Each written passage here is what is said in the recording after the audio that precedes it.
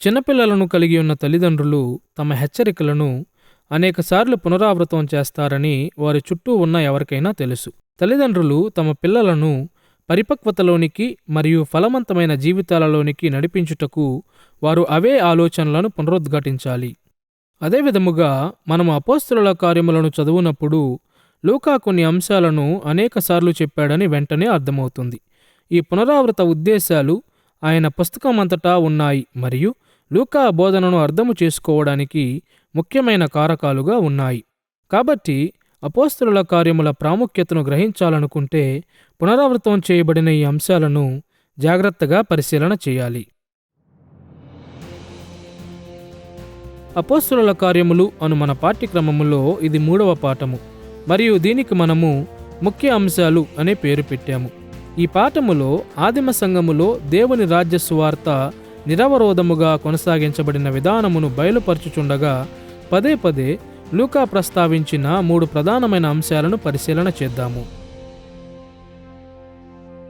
మునుపటి పాఠములో సువార్త సందేశం యొక్క శక్తివంతమైన ప్రభావమును గూర్చి చారిత్రక కథనమును వ్రాశాడు అని చెప్పుచు అపోస్తలుల కార్యముల ఎడల లూకా ఉద్దేశమును మనము సంగ్రహించాము. మనము చూచినట్లుగా పరిశుద్ధాత్మ ద్వారా క్రీస్తు పరిచర్య కొనసాగింపుకు విశ్వసనీయ సాక్ష్యముగా లూకా చారిత్రక వాస్తవాలను నమోదు చేశాడు.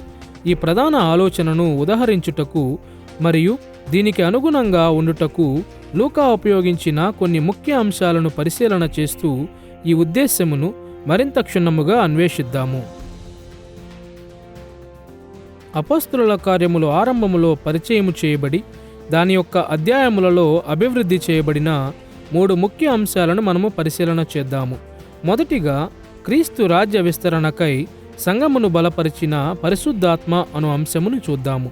రెండవదిగా క్రీస్తుకు సాక్ష్యముగా ఉండుటకు పిలువబడిన మరియు క్రీస్తు సంఘమును నడిపించుటకు మరియు పరిచర్య చేయడానికి అధికారము పొందిన అపోస్తలుల మీద దృష్టి పెడదాము. మరియు మూడవదిగా సువార్త వ్యాప్తి మరియు రాజ్య విస్తరణ చరిత్ర అంతటా కొనసాగుతాయని నిర్ధారించుటకు అపోస్తలులు స్థాపించిన సంఘము అను అంశమును పరిశీలన చేద్దాము. పరిశుద్ధాత్మను మరియు అపోస్తలుల కార్యములలో ఆయన పాత్రను మొదటిగా పరిశీలన చేద్దాము. అపోస్తలుల కార్యములు పరిశుద్ధాత్మ యొక్క గొప్ప వేదాంతమును ప్రస్తుతిస్తుంది. రూపాంతర జీవము గడుపుటకు మరియు ప్రపంచములో సువార్త ప్రకటించుటకు సంఘమును బలపరిచేవానిగా ఇది ఆయనను వివరిస్తుంది. అపోస్తలుల యొక్క మరియు ఇతర ఆదిమ సంఘ నాయకుల యొక్క పరిచర్యను ధృవీకరించుటకు ఆయన అనేక సూచనలు మరియు అద్భుత కార్యములు చేశాడు అని ఇది నివేదిస్తుంది. వ్యతిరేకతను మరియు హింసను ఎదుర్కొనుచున్న క్రైస్తవులకు ఆయన గొప్ప ధైర్యమునిచ్చాడని సాక్ష్యమిస్తుంది. సంక్షిప్తంగా అపోస్తలుల కార్యములు పరిశుద్ధాత్మను సువార్త విస్తరణ మరియు రాజ్యవ్యాప్తి కొరకు శక్తినిచ్చేవానిగాను ప్రజలకు దైవిక జీవము అనుగ్రహించేవానిగాను వివరిస్తుంది. అపోస్తలుల కార్యములలో ఆత్మ వివిధ మార్గాలలో పనిచేసినప్పటికీ 3 కాలములలో సంఘము మీద ఆయన చూపిన ప్రభావమును మాత్రమే ఉద్ఘాటించుదాము. మొదటిగా అపోస్తలుల కార్యములలో పెంతెకోస్తు దినమునకు ముందున్న ఆత్మను చూద్దాము. రెండవదిగా పెంతెకోస్తను దినం ముందు యెరూషలేములో ఆత్మ కుమ్మరింపును పరిశీలన చేద్దాము. మరియు మూడవదిగా పెంతెకోస్తు తరువాత ఆత్మ కార్యములను పరిశీలన చేద్దాము. పెంతెకోస్తు ముందున్న ఆత్మను గూర్చి అపోస్తలుల కార్యములు ఏమి వివరిస్తుందో మొదటిగా చూద్దాము. అపోస్తలుల కార్యములు 1వ అధ్యాయము 3 నుండి 11 వచనాలలో యేసు తన పునరుద్ధానము మరియు ఆరోహణమునకు మధ్య 40 దినములు అపోస్తలులకు బోధించుచూ గడిపాడు అని లూకా నివేదించాడు. అపోస్తలుల కార్యములు 1వ అధ్యాయము 1వ వచనములో మనము చదువునట్లుగా యేసు 40 దినముల వరకు వారికి అగపడుచు దేవుని రాజ్య విషయములను గూర్చి బోధించాడు. మనము చూడబోవచ్చున్నట్లుగా రాజ్యమును గూర్చిన యేసు బోధనలో ఒక క్లిష్టమైన విషయం ఏమిటంటే ఒక ప్రత్యేకమైన రీతిలో పరిశుద్ధాత్మ అపోస్తలుల వద్దకు త్వరగా వస్తాడు. పెంతెకోస్తు ముందు పరిశుద్ధాత్మను గూర్చి యేసు బోధనను 2 కోణములలో పరిశీలన చేద్దాము. మొదటిగా పరిశుద్ధాత్మ వచ్చు సమయమును చూద్దాము మరియు రెండవదిగా ఆయన వచ్చు ఉద్దేశమును చూద్దాము. పరిశుద్ధాత్మ ఆగమన సమయమును గూర్చిన యేసు బోధనను మొదటిగా చూద్దాము. అపోస్తలుల కార్యములు 1వ అధ్యాయము 4-8 వచనాలలోని యేసు మాటలను వినండి. మీరు యెరూషలేము నుండి వెళ్ళక నా వలన వినిన తండ్రి యొక్క వాగ్దానము కొరకు కనిపెట్టుడి. కొద్ది దినములలోగా మీరు పరిశుద్ధాత్మలో బాప్తిస్మము పొందెదరనెను. ప్రభువా, ఈ కాలమందు ఇజ్రాయేలునకు రాజ్యమును మరల అనుగ్రహించదవా అని అపోస్తలులు ఆయనను అడుగగా ఆయన, కాలములను సమయములను తండ్రి తన స్వాధీనమందుంచుకొని ఉన్నాడు, వాటిని తెలుసుకొనుట మీ పని కాదు. అయినను పరిశుద్ధాత్మ మీ మీదకి వచ్చున్నప్పుడు మీరు శక్తి నొందెదరు గనుక మీరు యెరూషలేములోను యూదయ సమరయ దేశములయందంతటను భూదిగంతముల వరకును నాకు సాక్షులయ్యుందురని వారితో చెప్పెను.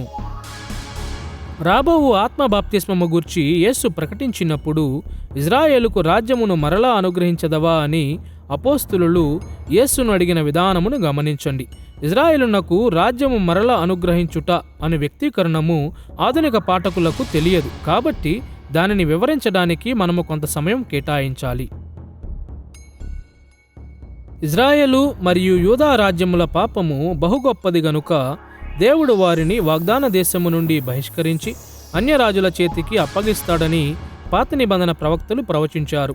పాత నిబంధన ప్రవచనాలను ఆధారము చేసుకుని తన ప్రజల పాపములను క్షమించి వారిని వాగ్దాన దేశముకు తిరిగి రప్పించి వారిని పాలించడానికి దేవుడు తరువాత మెస్సయ్యను పంపుతాడు అని యూదులు విశ్వసించారు. దావీదు వంశస్థునిగా మెస్సయ్య ఇజ్రాయేలు మరియు యూదా రాజ్యాలకు రాజుగా ఉంటాడు. వాగ్దాన దేశమును భూమిపై దేవుని రాజ్యముకు కేంద్రముగా మార్చుతాడు. అక్కడ దేవుని ప్రజలు నిత్యమైన ఆశీర్వాద జీవితమును పొందుతారు. మొదటి శతాబ్దము నాటికి ఇజ్రాయేలు రాజ్యము 100 సంవత్సరాలుగా తీర్పును అనుభవించింది మరియు ఇజ్రాయేలు రాజ్యమును పునరుద్ధరించడానికి రాచరిక మెస్సయ్య కొరకు ఎదురు చూసింది. కాబట్టి యేసు పరలోకముకు ఆరోహణమవుతాడని అపోస్తలులు తెలుసుకున్నప్పుడు ఆయన వెళ్లే ముందు ఈ పాత నిబంధన ప్రవచనాలను నెరవేర్చుతాడని వారు ఆశించారు. ఇందుమూలముగానే వారు ఇజ్రాయేలునకు రాజ్యమును మరలా అనుగ్రహించదవా అని అడిగారు.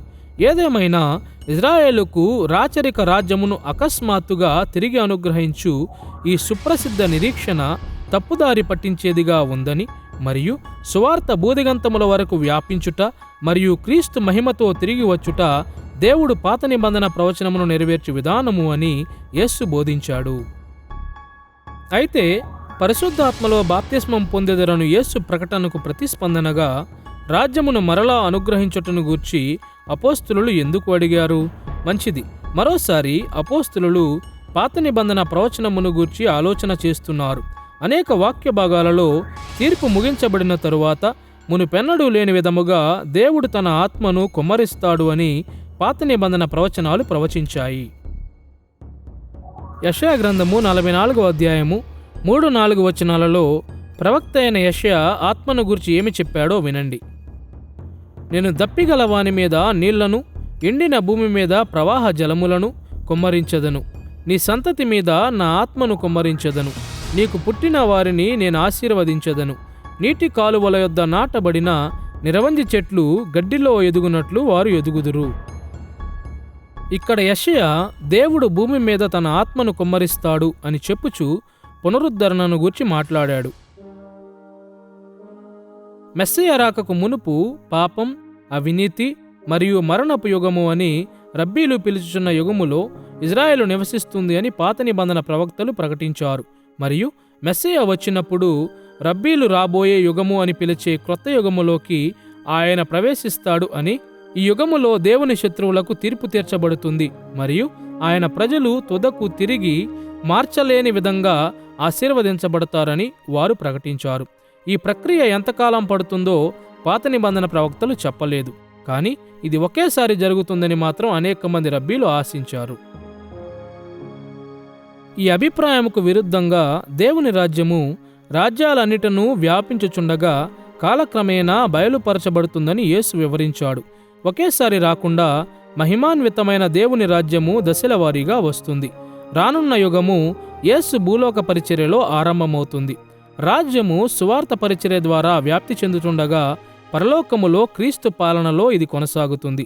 మరియు యేసు భవిష్యత్తులో తిరిగి వచ్చినప్పుడు ఈ పాపపు యుగము సంపూర్ణంగా ముగుస్తుంది మరియు సార్వత్రిక మెస్సియత్వ రాజ్యము దాని సంపూర్ణతకు వస్తుంది. రానున్న రాజ్యముపై ఈ దృక్పథము యేసు అపోస్తలుల ఎడల ఆ విధముగా ఎందుకు స్పందించాడో వివరిస్తుంది. పరిశుద్ధాత్మ సంఘము మీద కుమ్మరించబడబోచున్నాడు, కానీ అన్ని విషయాల యొక్క ముగింపు సమీపముగా ఉన్నది అని కాదు దీని అర్థం. యేసు రాజ్యమును ఆరంభించాడు మరియు సంఘము ఆయన రాకడకు ముందు పాపపు ప్రపంచములో జీవించుట కొనసాగించుచుండగా ఆత్మ ఆశీర్వాదము దానిని బలపరుస్తుంది. పరిశుద్ధాత్మ రాకడ సమయమును మనసులో ఉంచుకుని ఆయన రాక యొక్క ఉద్దేశమును చూద్దాము. అపోస్తలుల కార్యములు 1వ అధ్యాయం 8వ వచనములో అపోస్తలులతో యేసు మాట్లాడిన మాటలను వినండి.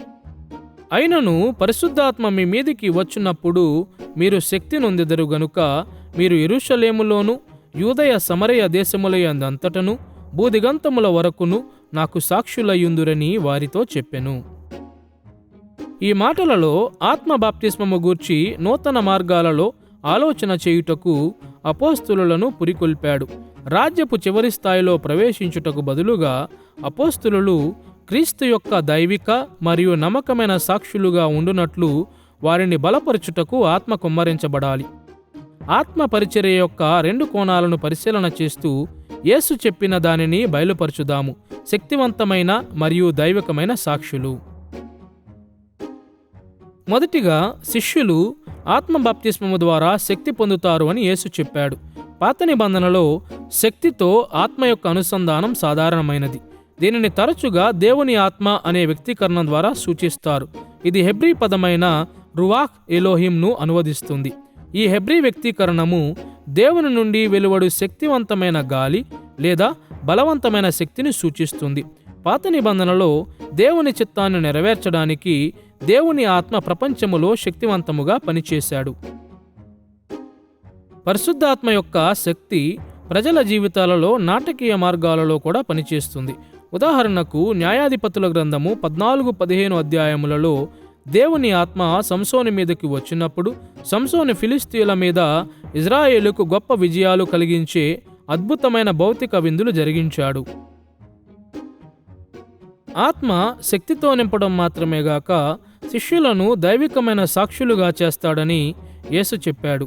ఈ అనుసంధానం కూడా పాత నిబంధన గ్రంథమును ప్రతిబింబిస్తుంది. అనేక సందర్భాలలో దేవుని ప్రజలు ఆయన పక్షమున మాట్లాడుటకు ఆత్మ వారికి శక్తినిచ్చాడు.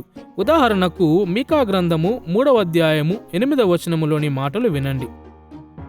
నేనైతే యెహోవా ఆత్మావేశము చేత బలముతోనూ శక్తితోనూ నింపబడినవాడనై ఉన్నాను. ఈ వాక్య భాగములో మీకా అబద్ధ ప్రవక్తల చేత వ్యతిరేకించబడినను సత్యమును మాట్లాడునట్లు ఆత్మ ఆయనను ధైర్యపరిచాడని వివరించాడు. కాబట్టి అపోస్తలులు యేసుకు సాక్షులుగా ఉండునట్లు శక్తినిచ్చుటకు పరిశుద్ధాత్మతో బాప్తిస్మము పొందుతారని ఆయన చెప్పినప్పుడు పాత నిబంధన గ్రంథములో ఆత్మ ఇతరుల ద్వారా కార్యము చేసినట్లే వీరిలో కూడా చేస్తాడు అని ఆయన సూచించాడు.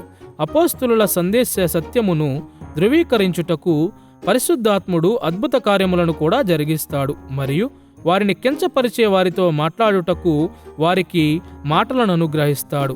వాస్తవానికి ఈ ఆత్మకార్యాలు అపోస్తలుల కార్యములలో పదే పదే కనిపిస్తాయి. ఇప్పటి వరకు పెంతెకోస్తు ముందున్న పరిశుద్ధాత్మను గూర్చి లూకా పరిచయము చేసిన కొన్ని విషయాలను మనము చూచాము. గనుక ఇప్పుడు యెరూషలేములో సంఘము కూడుకొని ఉండగా పెంతెకోస్తు దినమందు ఆత్మ కుమ్మరింపును పరిశీలన చేద్దాము.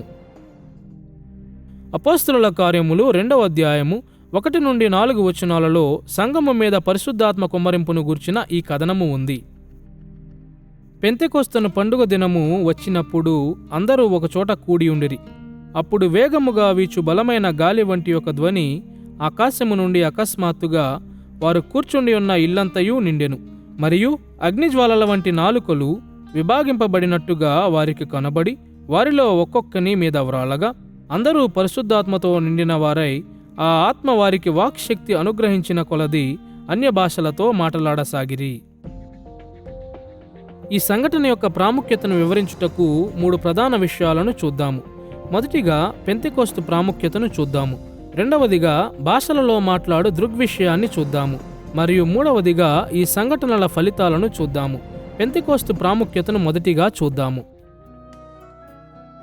పెంతెకోస్తు ఇజ్రాయేలు యొక్క పవిత్ర క్యాలెండర్లో పస్కా పండుగకు దగ్గరగా ఉన్న వేడుక. నిర్గమకాండము 12వ అధ్యాయము మరియు లేవియకాండం 23వ అధ్యాయం ప్రకారం పస్కా పండుగ ఇజ్రాయేలు ఐగుప్తు నుండి తమ విమోచనను జ్ఞాపకము చేసుకునే పండుగ. దేవుడు ఐగుప్తీయుల జ్యేష్ఠులను సంహరించి నమ్మకమైన ఇజ్రాయేలీయుల గృహములను దాటిపోయిన చివరి తెగులు రాత్రిని ఇది జ్ఞాపకము చేస్తుంది. దేవుడు ఐగుప్తు బానిసత్వము నుండి వారిని విడిపించిన విధానమును పస్కా పండుగ యూదులకు జ్ఞాపకము చేస్తుంది. పస్కా పండుగ తరువాత 50 రోజులకు కోతకాలము ఆరంభములో పెంతెకోస్తు జరుగుతుంది. వాస్తవముగా ఇది వాగ్దాన దేశములో దేవుని అనుగ్రహమును జరుపుకుంటుంది. ఈ సమయములో ఇజ్రాయేలీయులు ఆ సంవత్సరము కోయుటకు ఆశించిన పంటలన్నిటిలో మొదటి ఫలమును కృతజ్ఞతగా అర్పించేవారు. దీనితో పాటు క్రొత్త నిబంధన కాలము నాటికి పెంతెకోస్తు వేడుక సమయములోనే దేవుని ధర్మశాస్త్రము మోషేకు ఇవ్వబడుటను కూడా యూదులు జ్ఞాపకము చేసుకున్నారు. ఈ సమయములో పరిశుద్ధాత్మ కుమ్మరింపు కూడా ఆదిమ సంఘముకు ప్రాముఖ్యమే. ఎందుకంటే ప్రవక్త అయిన ఇర్మియా ద్వారా ప్రకటించబడిన నిరీక్షణను ఇది వారికి జ్ఞాపకము చేస్తుంది. ఇర్మియా గ్రంథము 31వ అధ్యాయము 31 నుండి 33 వచనాలలో ప్రవక్త వ్రాసిన మాటలు వినండి. ఇదిగో, నేను ఇజ్రాయేలు వారితోనూ యూదా వారితోనూ క్రొత్త నిబంధన చేయు దినములు వచ్చుచున్నవి. ఇదే యెహోవా వాక్కు. వారి మనస్సులలో నా ధర్మవిధి ఉంచెదను, వారి హృదయము మీద దాని వ్రాసెదను. నేను వారికి దేవుడన్నయుందును, వారు నాకు జనులగుదురు. హృదయము మీద ధర్మవిధి వ్రాయుట పాత నిబంధనలో వాగ్దానము చేయబడిన మరియు క్రొత్త నిబంధనలో నెరవేర్చబడిన దేవుని ఆత్మ యొక్క పని. ఈ పాత నిబంధన నేపథ్యము దృష్టిలో అపోస్తలుల కార్యములు 2వ అధ్యాయములో పెంతెకోస్తు దినమందు ఆత్మ కుమ్మరింపు క్రైస్తవ సంఘముకు చాలా ప్రాముఖ్యమైనది. శిలువ మీద యేసు బలియాగము పస్కా పండుగ సమయములోనే జరిగింది. ఆయన చివరి పస్కా బలి పశువుగా మృతి నొందాడు. దేవుని ప్రజలకు పాపపు బానిసత్వము మరియు మరణము నుండి శాశ్వత విమోచనను కలిగించాడు. మొదటి కొరింథీ పత్రిక 5వ అధ్యాయము 7వ వచనములో పౌలు చెప్పినట్లుగా, క్రీస్తు అను మన పస్కా పశువు వధింపబడెను. ఈ వెలుగులో పెంతెకోస్తు దినమందు ఆత్మ కుమ్మరించబడుట ఆశ్చర్యము కాదు. పెంతెకోస్తు దినము కోత యొక్క గొప్పదనము మీదికి మన దృష్టిని మళ్లిస్తున్నట్లే ఆత్మ కుమ్మరింపు శాశ్వత రక్షణ యొక్క పంటలో ప్రథమ ఫలముల మీదికి దృష్టి మళ్లిస్తుంది. మొదటి క్రైస్తవ పెంతెకోస్తు దినమందు ఆత్మ కుమ్మరింపు సంఘ హృదయము మీద కూడా ధర్మవిధి వ్రాయబడిందని ధైర్యమైన సాక్షులుగా ఉండుటకు దానిని సిద్ధము చేసింది అని సూచిస్తుంది. రోమాపత్రిక 8వ అధ్యాయం 23వ వచనములో పౌలు రాసినట్లుగా క్రైస్తవులు ఆత్మ యొక్క ప్రథమ ఫలముల నొంది ఉన్నారు.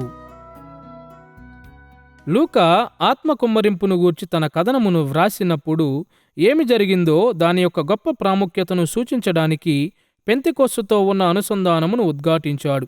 ఇది సాధారణమైన సంఘటన కాదు. ఇది అనేక అద్భుత కార్యములలో ఒకటి కాదు.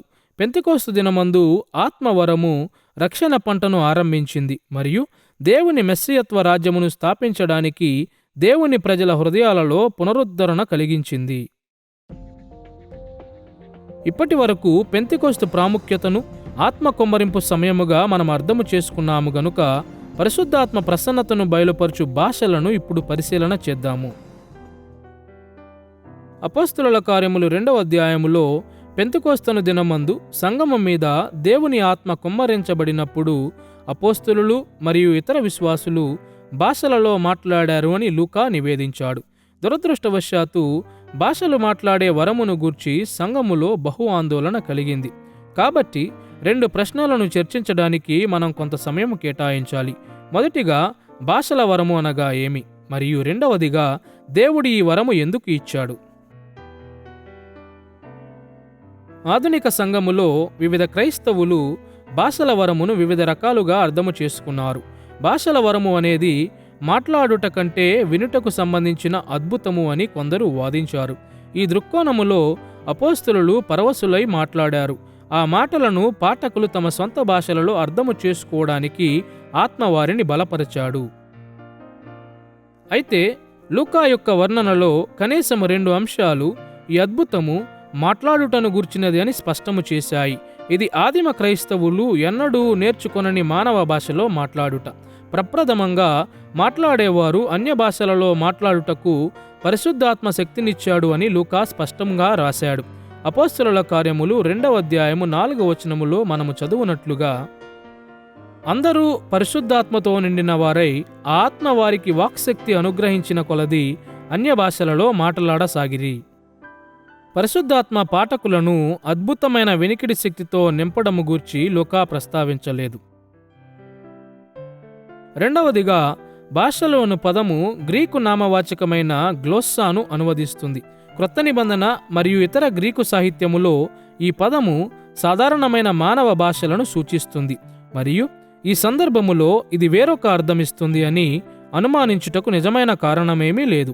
కాబట్టి పెంతెకొస్తను దినమందు భాషల అద్భుతము నేర్చుకొనని మానవ భాషలు మాట్లాడుటకు అతీంద్రియ శక్తిని అనుగ్రహించిందని మనము నిశ్చయత కలిగి ఉండవచ్చు. అయితే పరిశుద్ధాత్మ ఆయన ఉనికిని ఈ ప్రత్యేకమైన రీతిలో ఎందుకు వ్యక్తపరుచుకున్నాడు? ఆ దినమందు భాషల ప్రాముఖ్యత ఏమిటి? అపోస్తలుల కార్యములు 2వ అధ్యాయము 16 నుండి 21 వచనాలలో పేతురు వివరణ వినండి. యోవేలు ప్రవక్త ద్వారా చెప్పబడిన సంగతి ఇదే, ఏమనగా, అంత్యదినములయందు నేను మనుష్యులందరి మీద నా ఆత్మను కుమ్మరించెదను. మీ కుమారులను మీ కుమార్తెలను ప్రవచించెదరు. మీ యవనులకు దర్శనములు కలుగును. మీ వృద్ధులు కలలు కందురు. ప్రభువు ప్రత్యక్షమగు ఆ మహాదినము రాకమునుపు ఆ దినములలో నా దాసుల మీదను నా దాసురాండ్ర మీదను నా ఆత్మను కుమ్మరించెదను గనుక వారు ప్రవచించెదరు. అప్పుడు ప్రభువు నామమును బట్టి ప్రార్థన చేయు వారందరూ రక్షణ పొందుదురు. ఈ వాక్య భాగములో పెంతెకొస్తను దినమందు అన్య భాషలతో సహా ఏమి జరుగుతుందో వివరించుటకు పేతురు యోవేలు గ్రంథము 2వ అధ్యాయము 28 నుండి 32 వచనాలను ఉల్లేఖించాడు. ఆసక్తికరంగా పేతురు యోవేలు మాటలను ఉన్నది ఉన్నట్లుగా ఉల్లేఖించలేదు.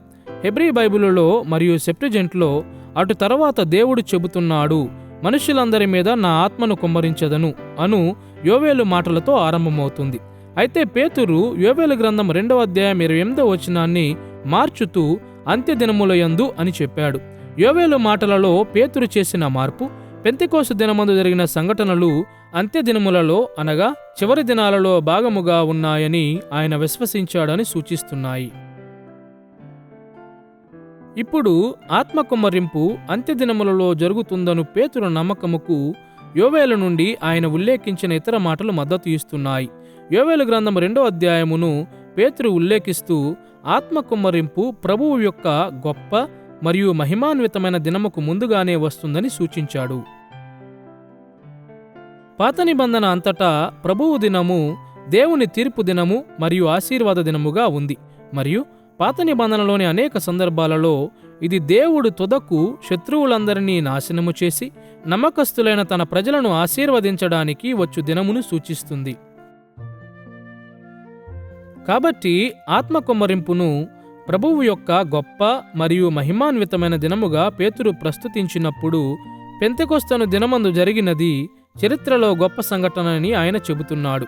అంత్యదినములలో ఒక అద్భుతముగా పెంతెకొస్తు దినమున ఆత్మ వచ్చాడు. ఇది దేవుని రాజ్యపు చివరి దశలను స్థాపించే మహిమకరమైన దైవిక జోక్య సమయము. దురదృష్టవశాత్తు నేడు అనేక మంది క్రైస్తవులు ఆత్మ కుమ్మరింపు యొక్క ప్రాముఖ్యతను అర్థము చేసుకునుటలేదు. బదులుగా అపోస్తలుల కార్యములు 2వ అధ్యాయములోని సంఘటనలను ప్రతి క్రైస్తవుని యొక్క వ్యక్తిగత పవిత్రీకరణకు మాదిరిగా చూచుట క్రైస్తవులలో ఎక్కువైపోయింది. నిజమైన ఆత్మీయ క్రైస్తవులందరూ పెంతెకొస్తు దినమందు మరియు అపోస్తలుల కార్యములలోని ఇతర సందర్భాలలో జరిగిన ఆత్మ ప్రత్యక్షతను అనుభవిస్తారు అనే ఊహను మనము సృష్టిస్తున్నాము. దీనిని గూర్చి ఈ విధముగా ఆలోచన చేయండి. దేవుని యొక్క అనేక గొప్ప మరియు అద్భుత కార్యాలు దేవుని రాజ్యమును ఆరంభించడానికి జరిగాయని క్రొత్త నిబంధన మనకు బోధిస్తుంది. క్రీస్తు మన పాపముల కొరకు మరణించాడు, తిరిగి లేచాడు మరియు తండ్రి అయిన దేవుని కుడిపార్శ్వమునకు ఆరోహణమయ్యాడు. ఒక వ్యక్తి క్రీస్తునందు విశ్వాసములోకి వచ్చిన ప్రతిసారి ఈ సంఘటనల యొక్క ప్రయోజనాలు ఆ వ్యక్తి జీవితముకు అనువర్తించబడతాయి. అయితే ఒక వ్యక్తి క్రీస్తునందు నూతన జీవము పొందిన ప్రతిసారి ఆయన మరణించి తిరిగి లేచి ఆరోహణమగుటలేదు. అదేవిధముగా క్రొత్త నిబంధన ప్రకారం పెంతెకోస్తు కూడా అన్ని సమయాలకు ఒకేసారి జరిగిన సంఘటనలలో ఒకటిగా ఉంది. దీని ద్వారా దేవుడు అంత్యదినాలను తీసుకువచ్చాడు. ఈ పాఠములో తరువాత అపోస్తలుల కార్యములలో ఆత్మ ప్రత్యేకమైన మార్గాలలో కుమ్మరింపబడిన ఇతర సందర్భాలలో కూడా ఇదే వాస్తవమని మనము చూస్తాము. క్రైస్తవ సంఘము యొక్క ఆరంభ దినాల నుండి పరిశుద్ధాత్మ ప్రసన్నత సంఘముకు అనువర్తించబడి పరిచర్య కొరకు మనలను బలపరుస్తుంది. విశ్వాసుల జీవితాలలో పరిశుద్ధాత్మ ప్రసన్నతను మనము ఎప్పుడూ ఆశించాలి. కానీ పెంతెకోస్తు దినమందు చూచిన విధముగానే బయలుపరచబడుతుందని మనము ఆశించకూడదు.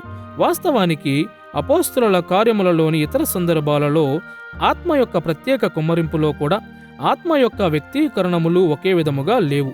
పెంతెకోస్తు దినమందు అగ్నిజ్వాలల వంటి నాలుకలు, బలమైన గాలి వంటి ఒక ధ్వని, ప్రవచన వరము మరియు భాషలు సాధారణమైన క్రైస్తవ అనుభవాలు కావు. అవి గొప్ప దైవిక ప్రత్యక్షత యొక్క ఫలితాలు. ఈ కార్యము ద్వారా ఆయన రాజ్యమును ఆరంభించాడు. ఇప్పటి వరకు మనము పెంతెకోస్తు యొక్క ప్రాముఖ్యతను మరియు పరిశుద్ధాత్మ కుమ్మరింపుతో పాటుగా ఉన్న భాషల అద్భుతమును చూశాము గనుక ఆ దినమందు జరిగిన సంఘటనల ఫలితాలను ఇప్పుడు చూద్దాము. అపోస్తలులు ఆయనకు దైవిక సాక్షులుగా ఉండుటకు శక్తినివ్వడానికి పరిశుద్ధాత్మ ఇవ్వబడెను అని యేసు చెప్పినట్లుగా ఈ పాఠములో ముందే మనము చూశామని మీరు జ్ఞాపకం చేసుకోవచ్చు. కాబట్టి పెంతెకోస్తు ఫలితాలను మనము చర్చించుకొనుచుండగా అపోస్తలులకు పరిశుద్ధాత్ముడు ఏ విధముగా శక్తినిచ్చాడో మరియు సువార్త విస్తరణ కొరకు ఈ శక్తిని ఏ విధముగా ఉపయోగించాడో పరిశీలన చేద్దాము. పరిశుద్ధాత్ముడు పేతురుకు ఏ విధముగా శక్తినిచ్చాడో పరిశీలన చేస్తూ ఆరంభిద్దాము. లూకాసు వార్తను మనము పరిశీలిస్తున్నప్పుడు పరిశుద్ధాత్ముడు రాకమునుపు పేతురు ఎన్నడూ కూడా స్పష్టముగా ఆలోచన చేసేవాడు కాదని మనకు తెలుసు. ఆయన మోషేకు మరియు ఏలియాకు పర్ణశాలలు కట్టించాలని ఆశించాడు గనుక రూపాంతర కొండ మీద యేసు ఆయనను ఖండించాడు. ప్రభువు పట్టబడిన రాత్రి 3 మార్లు క్రీస్తును ఎరుగనని చెప్పాడు. మరియు అపోస్తలుల కార్యములలో పేతురు పరిచర్య సమయంలో కూడా పేతురు ఉన్నత విద్యను కలిగిన వాడు కాడని మరియు ఆకర్షణీయమైన విధముగా మాట్లాడే వ్యక్తి కాదని లూకా స్పష్టము చేశాడు. అపోస్తలుల కార్యములు 4వ అధ్యాయం 13వ వచనములో లూకా మాట్లాడిన మాటలు వినండి. వారు పేతురు యోహానుల ధైర్యమును చూచినప్పుడు వారు విద్యలేని పామరులని గ్రహించి ఆశ్చర్యపడి వారు యేసుతో కూడా ఉండిన వారని గుర్తెరిగిరి. పేతురు చిత్రమును చూస్తే నిస్సందేహంగా పరిశుద్ధాత్ముడు ఆయనను మార్చివేశాడు. మరియు పెంతెకోస్తు దినమందు అటువంటి శక్తివంతమైన మరియు విజయవంతమైన సువార్త సందేశమును అందించడానికి ఆయనకు సహాయపడ్డాడు అని అర్థమవుతుంది.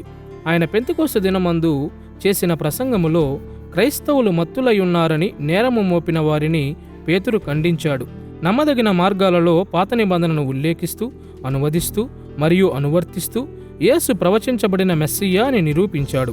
పేతురు మరియు ఇతర అపోస్తలుల ప్రకటనల యొక్క సత్యముకు సాక్ష్యముగా అద్భుతాలు చేయడానికి పరిశుద్ధాత్ముడు వారికి అధికారం ఇచ్చాడు. అపోస్తలుల కార్యములు 2వ అధ్యాయము 43వ వచనములో మనము చదువునట్లుగా, అప్పుడు ప్రతివానికిని భయము కలిగెను మరియు అనేక మహత్కార్యములను సూచిక క్రియలను అపోస్తలుల ద్వారా జరిగెను. ఈ సువార్త ప్రకటనకు సాక్షులుగా ఉండుటకు పేతురు మరియు ఇతర అపోస్తలులకు పరిశుద్ధాత్ముడు ఇచ్చిన గొప్ప శక్తి వెలుగులో చూస్తే దేవుడు అపోస్తలుల సాక్ష్యమును ఆశీర్వదించాడని చెప్పుటలో ఆశ్చర్యం లేదు. అపోస్తలుల కార్యములు 2వ అధ్యాయము 41 మరియు 47 వచనాలలో వారి సాక్ష్యమును లూకా ఏ విధముగా వివరించాడో వినండి. అతని వాక్యము అంగీకరించిన వారు బాప్తిస్మము పొందిరి. ఆ దినమందు ఇంచుమించు 3,000 మంది చేర్చబడిరి. మరియు ప్రభువు రక్షణ పొందుచున్న వారిని అనుదినము వారితో చేర్చుచుండెను.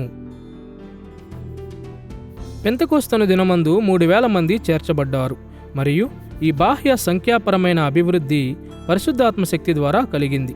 అయితే సంఘ అభివృద్ధి కేవలం బాహ్య సంబంధమైనది మాత్రమే కాదు, ఆత్మశక్తి ద్వారా అంతర్గత అభివృద్ధి కూడా కలిగింది. అపోస్తలుల కార్యములు 2వ అధ్యాయము 42 నుండి 47 వచనాలలో లూకా మాట్లాడిన మాటలు వినండి. వీరు అపోస్తలుల బోధయందును, సహవాసమందును, రొట్టె విరుచుటయందును, ప్రార్థన చేయుటయందును ఎడతెగక యుండిరి. తమ చరస్థిరాస్తులను అమ్మి అందరికిని వారి వారి అక్కర కొలది పంచిపెట్టిరి. ప్రతిదినము దేవాలయములో తప్పక కూడుకొనుచు ఇంటింటా రొట్టె విరుచుచు దేవుని స్తుతించుచు ప్రజలందరి వలన దయ పొందిన వారై ఆనందముతోనూ నిష్కపటమైన హృదయముతోనూ ఆహారము పుచ్చుకొనుచుండిరి. ఆరంభ క్రైస్తవులు అపోస్తలుల బోధనల ప్రకారం జీవిస్తూ దేవునికి మరియు తోటి విశ్వాసులకు తమ్ము తాము అంకితము చేసుకొనుచుండగా సంఘము అంతర్గతంగా పెరిగింది. పెంతెకొస్తు దినమందు ఆత్మ కుమ్మరింపు ద్వారా కలిగిన ఫలితాలు సంఘము యొక్క ఆరంభ దినాలలో ఆశ్చర్యాన్ని కలిగించాయి. పెంతెకొస్తు దినముకు ముందు మరియు పెంతెకొస్తు దినమందు పరిశుద్ధాత్మను గూర్చి లూకా చేసిన చర్చను ఇప్పటి వరకు మనము పరిశీలన చేశాము గనుక పెంతెకొస్తు తరువాత పరిశుద్ధాత్ముడు సువార్త పరిచర్యను బలపరచుట ఏ విధముగా కొనసాగించాడో చూచుటకు ఇప్పుడు సిద్ధముగా ఉన్నాము. అపోస్తలుల కార్యములలో పెంతెకొస్తు తరువాత ఆత్మ యొక్క అద్భుతమైన కార్యములను లూకా అనేక మార్లు జ్ఞాపకము చేసుకున్నాడు. ఉదాహరణకు 3 వాక్య భాగాలను మనం పరిశీలన చేద్దాము. సమరయలో అనామధేయమైన నగరములో జరిగిన సంఘటనను మొదటిగా చూద్దాము. రెండవదిగా కైసరియాలో జరిగిన సంఘటనను చూద్దాము. మరియు మూడవదిగా ఎఫెస్సులో ఆత్మ ప్రత్యక్షతను చూద్దాము. యెరూషలేముకు ఉత్తరమున ఉన్న సమరయలో ఆత్మ పరిచర్యను చూస్తూ ఆరంభించుదము. అపోస్తలుల కార్యములు 8వ అధ్యాయము 14 నుండి 17 వచనాలలో ఆత్మ ఒక ప్రత్యేకమైన రీతిలో విశ్వాసుల మీదికి వచ్చిన మరొక సందర్భమును లూకా నివేదించాడు. అక్కడ లూకా ఏమి వ్రాశాడో వినండి. సమరయ వారు దేవుని వాక్యము అంగీకరించిరని యెరూషలేములోని అపోస్తలులు విని పేతురును యోహానును వారి వద్దకు పంపిరి. వీరు వచ్చి వారు పరిశుద్ధాత్మను పొందవలెనని వారి కొరకు ప్రార్థన చేసిరి. అంతకుముందు వారిలో ఎవని మీదనూ ఆయన దిగి ఉండలేదు. వారు ప్రభువైన యేసు నామమున బాప్తిస్మము మాత్రము పొందియుండిరి. అప్పుడు పేతురును యోహానును వారి మీద చేతులుంచగా వారు పరిశుద్ధాత్మను పొందిరి. సాధారణంగా అపోస్తలుల కార్యములలో నేటి వలె ప్రజలు విశ్వాసములోకి మొదటిగా వచ్చినప్పుడు పరిశుద్ధాత్ముడు కుమ్మరించబడతాడు, కానీ తరువాత కాదు. ఈ విషయంలో ఇక్కడ దృష్టాంతం పెంతెకొస్తును పోలి ఉంది. విశ్వాసులు మారుమనసు పొందిన తరువాత ఆత్మను పొందుకున్నారు. ఆత్మ కుమ్మరింపు అద్భుతముగా ప్రదర్శించబడిన ప్రత్యేకమైన సమయము ఇది. ఆత్మ సమరయుల మీదకి ఈ విధముగా ఎందుకు దిగాడు? మంచిది. ఆత్మ యొక్క ఈ అసాధారణ కుమ్మరింపుకు ఉత్తమ వివరణ ఏమిటంటే, సమరయులు క్రైస్తవ్యములోకి అధిక సంఖ్యలో చేర్చబడిన మొదటి సమయమును ఇది గుర్తిస్తుంది. మీరు జ్ఞాపకం చేసుకొనుచున్నట్లుగా దేవుని రాజ్యము యెరూషలేము నుండి యూదయ, సమరయ, బుదిగంతముల వరకు విస్తరించడానికి యేసు అపోస్తలులను నియమించాడు. యూదయలోని యెరూషలేములో పెంతెకొస్తు దినము ఆరంభ బిందువుగా ఉంది. అయితే సమరయులు మిళిత వారసత్వం కలిగిన వారు, యూదులు మరియు అన్యులు. వారు పాత నిబంధన ఆదేశాల ప్రకారం దేవునిని ఆరాధించారు. కాబట్టి సువార్త సమరయకు చేరుకున్నప్పుడు ఇది ఒక నూతన దశను, యేసు ఆయన శిష్యులను నియమించిన పని నెరవేర్పులో ఒక ప్రధాన మెట్టును సూచిస్తుంది. జాతీయ సరిహద్దులు దాటి సువార్త మొదటిగా విస్తరణ చెందిన సంఘటన ఇది. సమరయులను సంఘములో సంపూర్ణముగా చేర్చవచ్చని అపోస్తలులకు మరియు ఇతర సంఘ సభ్యులకు సాక్ష్యమిచ్చేందుకు పరిశుద్ధాత్ముడు ఈ విశ్వాసులకు భాషలలో మాట్లాడు అధికారం ఇచ్చాడు. సమరయలో ఆత్మకార్యమును గూర్చిన ఈ అవగాహనను దృష్టిలో ఉంచుకుని కైసరియాను చూద్దాము. అక్కడ పెంతెకొస్తు దినమందు జరిగిన సంఘటనను జ్ఞాపకము చేసుకునే విధముగా పరిశుద్ధాత్ముడు సంఘములో మరొకసారి ఎలా ప్రత్యక్షపరచబడ్డాడో చెప్పబడింది. సమరయలోని అనామధేయ నగరములో జరిగిన సంఘటన వలనే కైసరియా పరిస్థితి కూడా సువార్త మరొక జాతి సరిహద్దును దాటి వెళ్లిన మొదటి సమయమును గుర్తిస్తుంది. ఈ సందర్భములో అన్యులు అధిక సంఖ్యలో క్రీస్తునందు విశ్వాసముంచారు. ప్రత్యేకముగా రోమా శతాధిపతి అయిన కొర్నేలి మరియు ఆయన కుటుంబము. అపోస్తలుల కార్యములు 10వ అధ్యాయము 44 నుంచి 47 వచనములు పేతురు కొర్నేలి కుటుంబముకు సువార్త ప్రకటించినప్పుడు ఏమి జరిగిందో నివేదిస్తుంది. పేతురు ఈ మాటలు ఇంకా చెప్పుచుండగా అతని బోధ విన్న వారందరి మీదికి పరిశుద్ధాత్మ దిగెను. సున్నతి పొందిన వారిలో పేతురుతో కూడా వచ్చిన విశ్వాసులందరూ పరిశుద్ధాత్మ వరము అన్యజనుల మీద సైతము కుమ్మరింపబడుట చూచి విభ్రాంతి నొందిరి. ఎలా అనగా వారు భాషలతో మాట్లాడుచు దేవుని గణపరచుచుండగా వినిరి. అందుకు పేతురు, మనవలే వీరును పరిశుద్ధాత్మను పొందారు అని చెప్పాడు.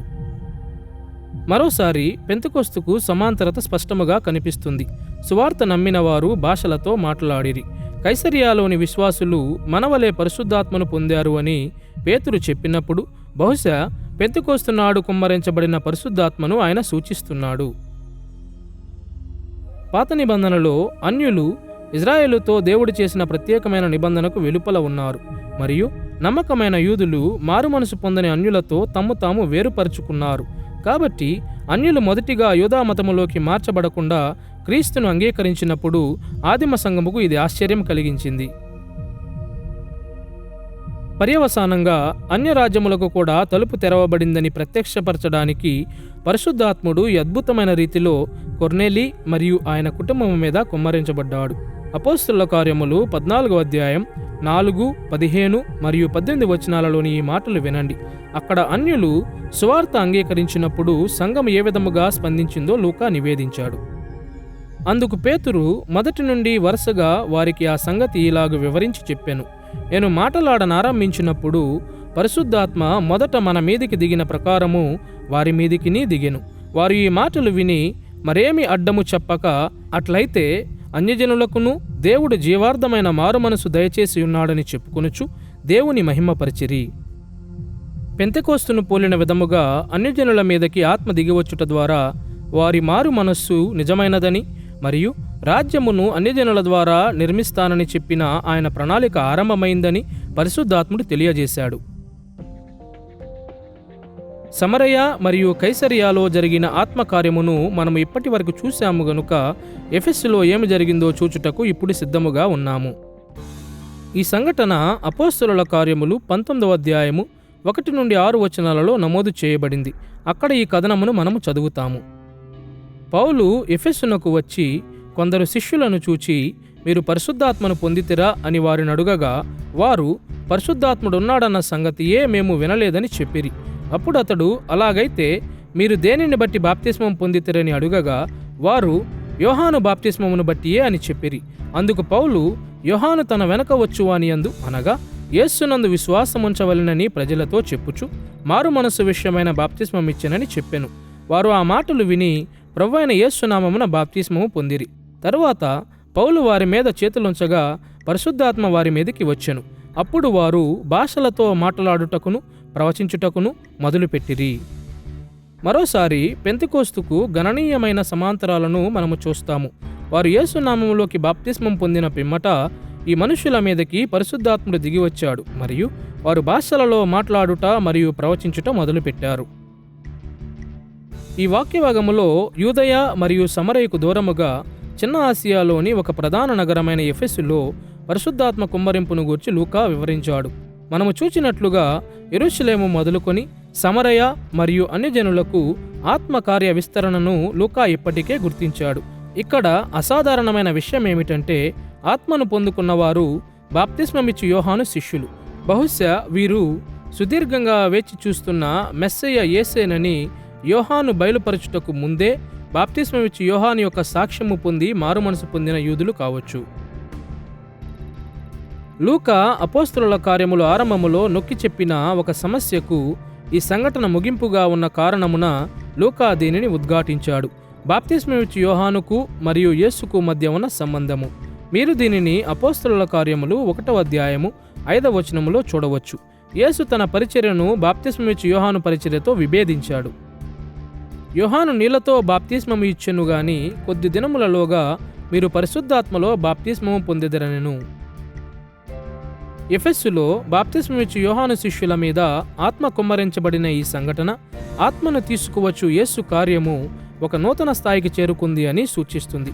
బాప్తిస్మమిచ్చు యోహాను శిష్యులు కూడా క్రీస్తు అనుచరులు కావాలి మరియు క్రీస్తు ఆత్మ పొందుకోవాలి. క్రీస్తును పూర్తిగా హత్తుకొనుటలో పరిశుద్ధాత్మ శక్తిలో జీవించడములో ఎంతమాత్రమూ తక్కువ కాకుండా ఉండడం అనేది దేవుని చిత్తమునకు సరిపడినదిగా ఉన్నది. అపోస్తలులు సంఘ లక్ష్యాన్ని ముందుకు కొనసాగించుచుండగా రాజ్యపు సరిహద్దులలో వారి పని పరిశుద్ధాత్మ యొక్క అద్భుత కుమ్మరింపు ద్వారా స్థిరంగా నిర్ధారించబడిందని లూకా స్పష్టం చేశాడు. ఆత్మశక్తి ద్వారా సువార్త సందేశం యెరూషలేము మొదలుకొని యూదయ, సమరయ మరియు భూదిగంతముల వరకు నిరవరోధముగా విస్తరించబడింది. నేడు కూడా కేవలము పరిశుద్ధాత్మ ద్వారానే సంఘము మార్పు చెందుతుంది మరియు సువార్తను ప్రభావవంతముగా ప్రకటిస్తుంది. మనము సువార్త సందేశముకు దైవికమైన మరియు ప్రభావవంతమైన సాక్షులుగా ఉండాలంటే ఆత్మశక్తి మీద ఆధారపడడం నేర్చుకోవాలి. ఇప్పటి వరకు పరిశుద్ధాత్మ పాత్రను గూర్చి పరిశీలన చేశాము గనుక మన రెండవ అంశమును చూచుటకు ఇప్పుడు సిద్ధముగా ఉన్నాము. అపోస్తలులు.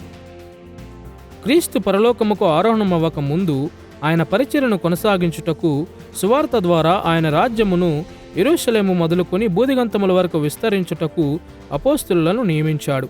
ఈ పాఠం ఆరంభములో అపోస్తలుల కార్యములు 1వ అధ్యాయం 8వ వచనములో ఆదిమ సంఘములో పరిశుద్ధాత్ముని పాత్రను గూర్చిన వివరణను మనము చూశాము. మరోసారి యేసు ఆయన అపోస్తలులతో మాట్లాడిన మాటలు వినండి.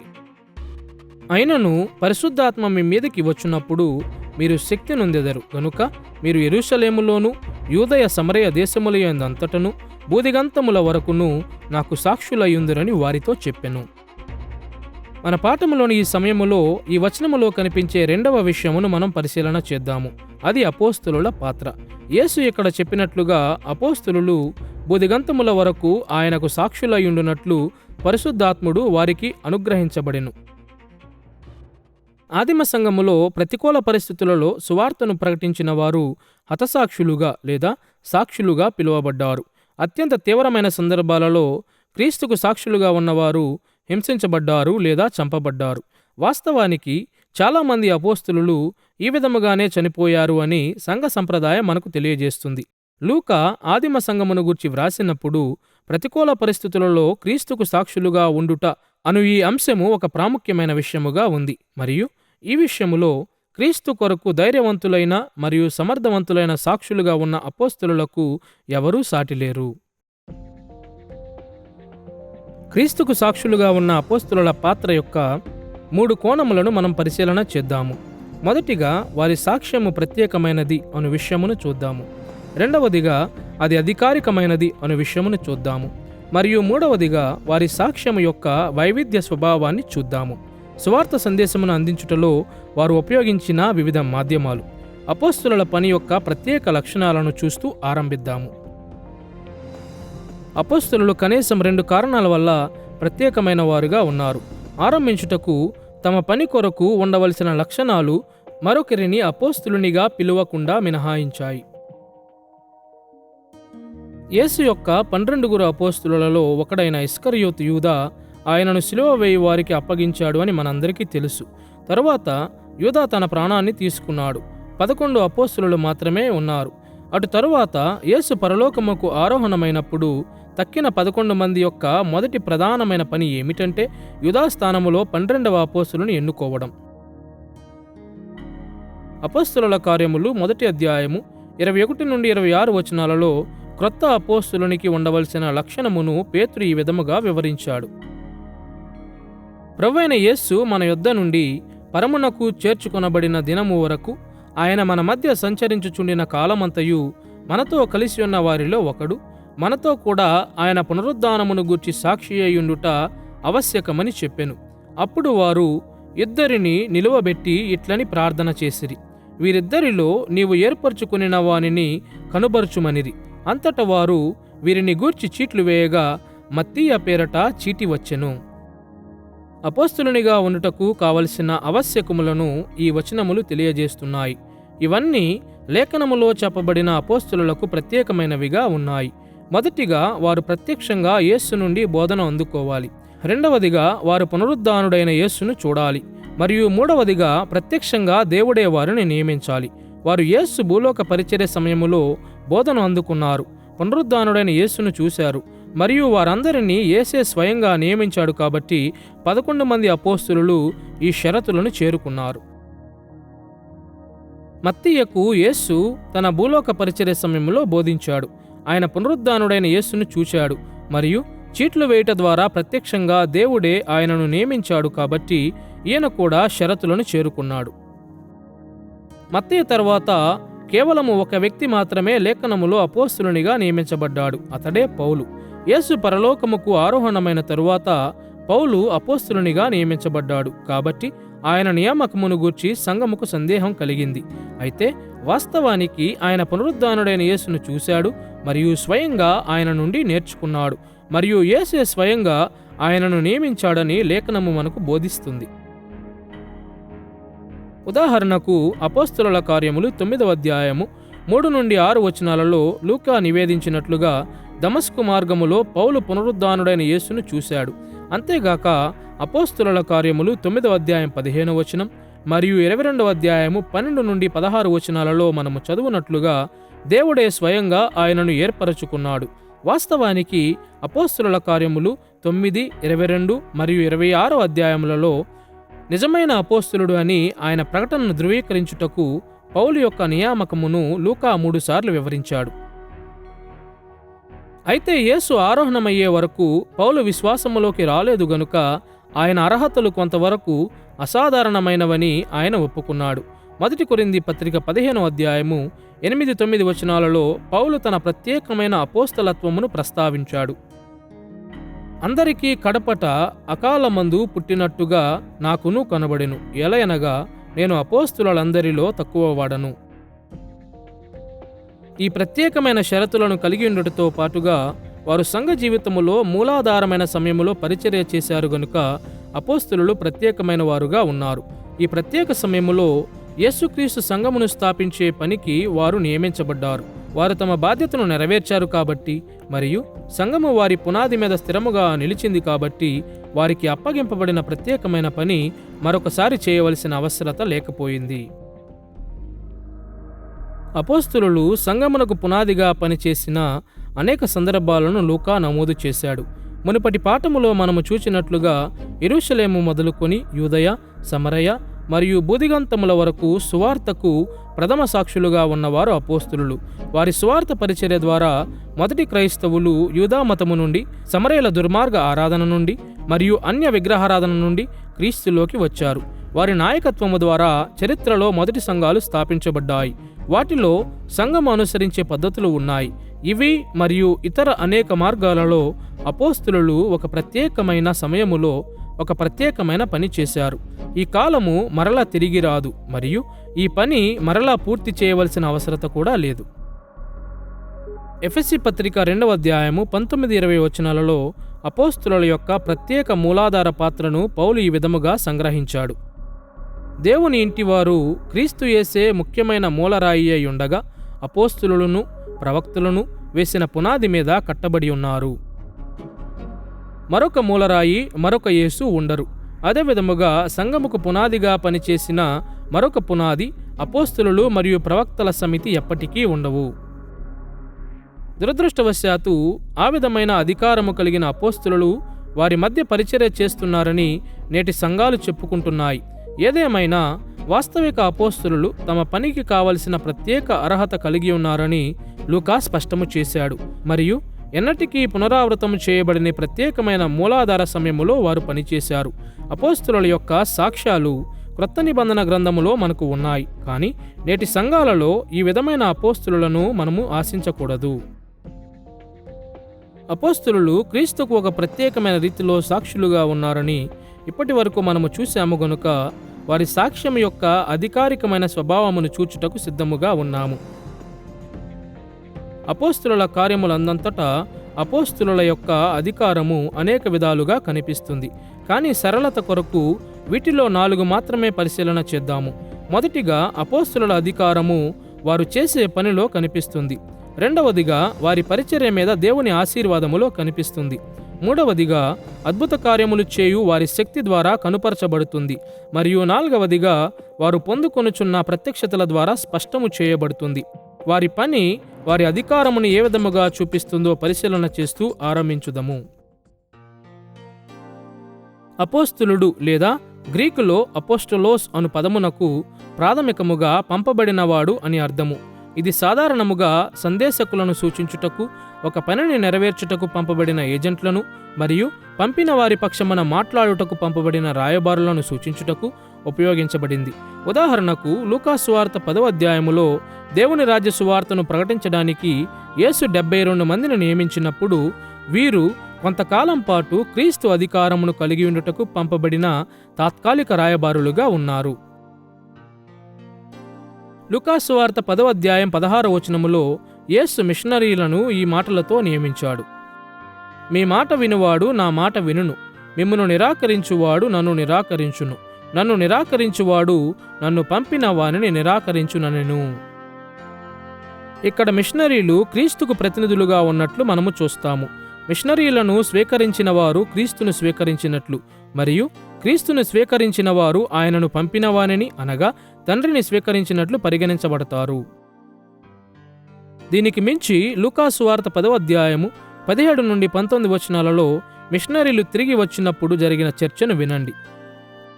ఆ 70 మంది శిష్యులు సంతోషముతో తిరిగి వచ్చి, ప్రభువా, దయ్యములు కూడా నీ నామము వలన మాకు లోబడుచున్నవని చెప్పగా, ఆయన, సాతాను మెరుపు వలె ఆకాశము నుండి పడుట చూచి తిని, ఇదిగో పాములను తేళ్లను త్రొక్కుటకును శత్రువు బలమంతటి మీదను మీకు అధికారం అనుగ్రహించి ఉన్నాను, ఏదియు మీకెంతమాత్రమును హాని చేయదు. ఆయన వారిని మిషనరీలుగా నియమించినప్పుడు యేసు ఆయన అధికారములో కొంత భాగం 72 మందికి అప్పగించాడు. కాబట్టి ఆయన ప్రాతినిధ్యం వారికి ప్రతీక కాదు, బదులుగా వారు ఆయన అధికారము పొందిన ఏజెంట్లు. వారు తప్పులు లేని బోధకులు కాదు, కానీ దయ్యములను వెళ్ళగొట్టే మరియు రాజ్య ఆగమనమును ప్రకటించే అధికారం కలిగిన వారిగా ఉన్నారు. ఇదే విధముగా అపోస్తలులు అధికారము కలిగిన రాయబారులుగా ఉన్నారు. కానీ అపోస్తలుల కార్యములలో క్రీస్తుకు వారు ప్రతినిధులుగా ఉన్న విధానం ఇతర శిష్యులకు 2 ముఖ్యమైన మార్గాలలో భిన్నముగా ఉంది.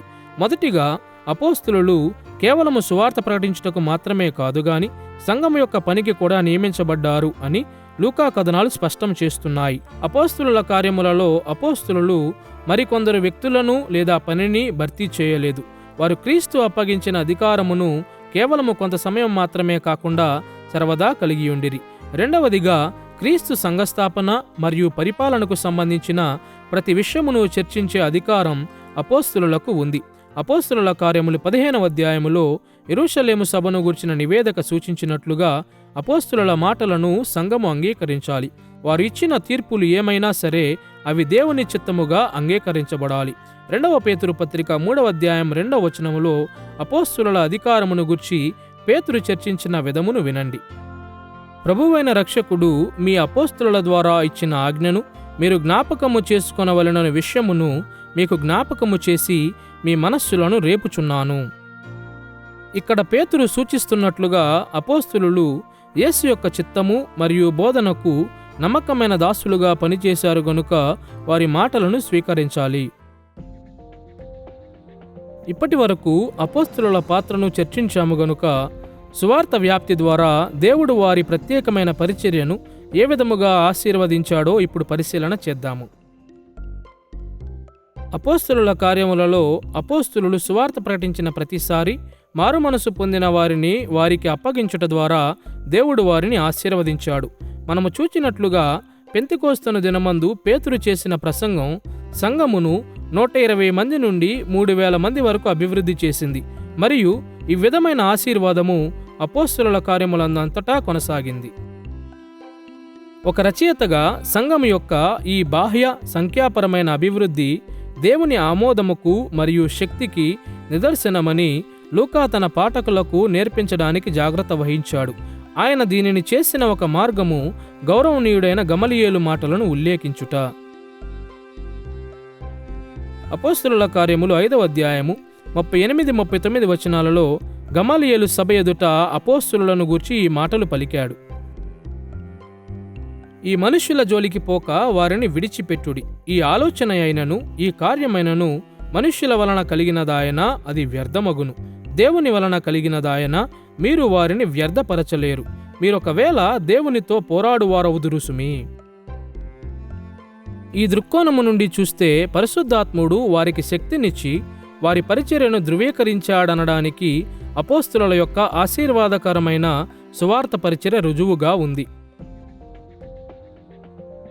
వారి పని మరియు వారి పరిచర్యపై దేవుని సంఖ్యాపరమైన ఆశీర్వాదము ద్వారా ఇవ్వబడిన రుజువుతో పాటుగా అపోస్తలుల యొక్క అధికారమును వారి పరిచర్యలో భాగంగా ఉన్న అద్భుతాలలో కూడా చూడవచ్చు.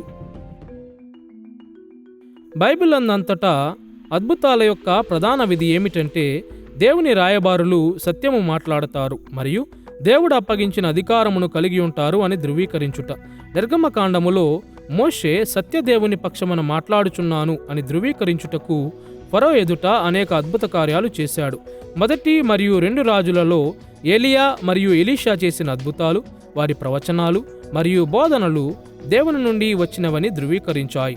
సువార్తలలో యేసు తానే క్రీస్తని, దేవుడు అభిషేకించిన సేవకుడని, తన ప్రజలను రక్షించి పాలించుటకు పంపబడిన ప్రవక్తయని ధృవీకరించడానికి అద్భుత కార్యాలు చేశాడు. అదేవిధంగా అపోస్తలుల కార్యములలో అపోస్తలులు చేసిన అద్భుతాలు క్రీస్తును గూర్చిన వారి సాక్ష్యము నిజమని నిరూపించాయి. అపోస్తలుల కార్యములు 5వ అధ్యాయం 16వ వచనములో అపోస్తలులు రోగులను స్వస్థపరిచారు. అపోస్తలుల కార్యములు 14వ అధ్యాయం 8వ వచనములో కుంటివాడిని బాగు చేశారు. అపోస్తలుల కార్యములు 9వ అధ్యాయం 40వ వచనములో చనిపోయిన వ్యక్తిని లేపారు. అపోస్తలుల కార్యములు 13వ అధ్యాయం 11వ వచనములో దుష్టులను బాధించారు. అపోస్తలుల కార్యములు 12వ అధ్యాయం 10వ వచనములో చెరసాల నుండి తప్పించుకున్నారు. అపోస్తలుల కార్యములు 27వ అధ్యాయం 44వ వచనములో ఓడ బద్దలైనప్పుడు తప్పించుకొని దరిచేరారు. మరియు అపోస్తలుల కార్యములు 28వ అధ్యాయం 3వ వచనములో విషసర్పపు కాటును తప్పించుకున్నారు. వాస్తవానికి అపోస్తలుల కార్యములు 5వ అధ్యాయం 15వ వచనం ప్రకారం వారి శక్తి బహుగొప్పది గనుక పేతురు నీడపడిన ప్రతి ఒక్కరూ స్వస్థపడ్డారు. మరియు అపోస్తలుల కార్యములు 19వ అధ్యాయము 11-12 వచనాల ప్రకారం పౌలు ముట్టుకొనిన బట్టలు దయ్యములను వెళ్ళగొట్టి రోగులను స్వస్థపరిచాయి. ఇటువంటి శక్తివంతమైన అద్భుతాలు దేవుని నుండి మాత్రమే కలుగుతాయి. అపోస్తలులు నిజముగా ఆయన యొక్క అధికారికమైన సాక్షులు అని ఇవి రుజువు చేస్తాయి. ఇందుమూలముగానే పౌలు తాను చేసిన అద్భుతాలను 2 కొరింథీ పత్రిక 12వ అధ్యాయము 12వ వచనములో ఈ విధముగా వర్ణించాడు. సూచక క్రియలను, అద్భుతములను, మహత్కార్యములను చేయుట వలన అపోస్తులని యొక్క చిహ్నములు పూర్ణమైన ఓరిమితో మీ మధ్యను నిజముగా కనుపరచబడెను. పరిశుద్ధాత్ముని చేత అధికారము పొందిన అద్భుత కార్యములు అపోస్తులునికి చిహ్నముగా ఉన్నాయి. క్రీస్తుకు మరియు ఆయన పనికి నిజాయితీగా సాక్ష్యమిస్తున్నారు అని చెప్పడానికి రుజువుగా ఉన్నాయి. ఇప్పటి వరకు మనము అపోస్తులుల పనిని, వారి సువార్త వ్యాప్తిపై దేవుని ఆశీర్వాదమును మరియు వారి అద్భుతాలను చూశాము గనుక వారు పొందుకొనిన ప్రత్యక్షత వారి అధికారముకు రుజువుగా ఎలా ఉపయోగపడిందో చూచుటకు ఇప్పుడు సిద్ధముగా ఉన్నాము. పరిశుద్ధాత్ముడు అపోస్తులులకు మార్గదర్శకత్వం ఇచ్చి సత్య సువార్తను వెల్లడి చేయడానికి, సంఘములో నిర్ణయాలు తీసుకోవడానికి, సంఘము పరిపక్వతలో వృద్ధి పొందినట్లు ఆకృతిక అంశాలను రూపొందించడానికి కృపను అనుగ్రహించాడని లూకా చాలాసార్లు నమోదు చేశాడు. ఉదాహరణకు అపోస్తలుల కార్యములు 10వ అధ్యాయములో పేతురు దేవుని నుండి దర్శనం పొందుకున్నాడు. అన్యులను యూదా మతములోకి మార్చకుండా నేరుగా సంఘములో చేర్చుకోవచ్చని అది ఆయనకు బోధించింది. మరియు అపోస్తలుల కార్యములు 16వ అధ్యాయములో మాసిదోనియాలో సువార్త ప్రకటించి రాజ్య సువార్త గొప్పగా వ్యాపించాలను దర్శనం పౌలు పొందుకున్నాడు. లూకా వాస్తవిక పాఠకులకు మరియు తక్కిన ఆదిమ సంఘముకు అపోస్తులుల పని, పరిచర్యలో ఆశీర్వాదము, నిర్ధారించు అద్భుతాలు మరియు ప్రత్యక్షత వారి నిస్సంకోచమైన అధికారముకు ధృవీకరణలుగా ఉన్నాయి. మరియు అపోస్తులుల కార్యములందంతటా లూకా చెప్పినట్లు ఆదిమ సంఘము అపోస్తులుల యొక్క బోధలను, తీర్పులను అంగీకరించి ఆమోదించుట ద్వారా వారి అధికారికమైన సాక్ష్యముకు మరియు నాయకత్వముకు స్పందించింది. మరియు అదే విధముగా అపోస్తులుల కార్యముల వంటి పుస్తకాలలోని వారి బోధనల సారాంశముల ద్వారా మరియు క్రొత్త నిబంధనలో ధృవీకరించబడిన వారి రచనల ద్వారా ఆధునిక క్రైస్తవులు కూడా క్రీస్తు యొక్క ఈ అధికారికమైన రాయబారులకు లోబడాలి.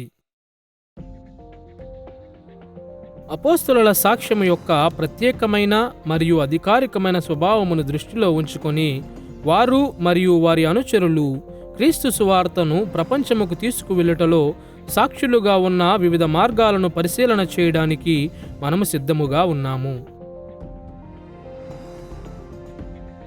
అపోస్తలులు మరియు వారి అనుచరులు అపోస్తలుల కార్యములందంతటా క్రీస్తుకు సాక్షులుగా ఉన్న వివిధ మార్గాలను గూర్చిన మన చర్చ 2 భాగములుగా విభజించబడుతుంది. మొదటిగా క్రీస్తుకు సాక్ష్యమిచ్చుటకు ఉపయోగించే వివిధ పద్ధతులను మనము చూద్దాము.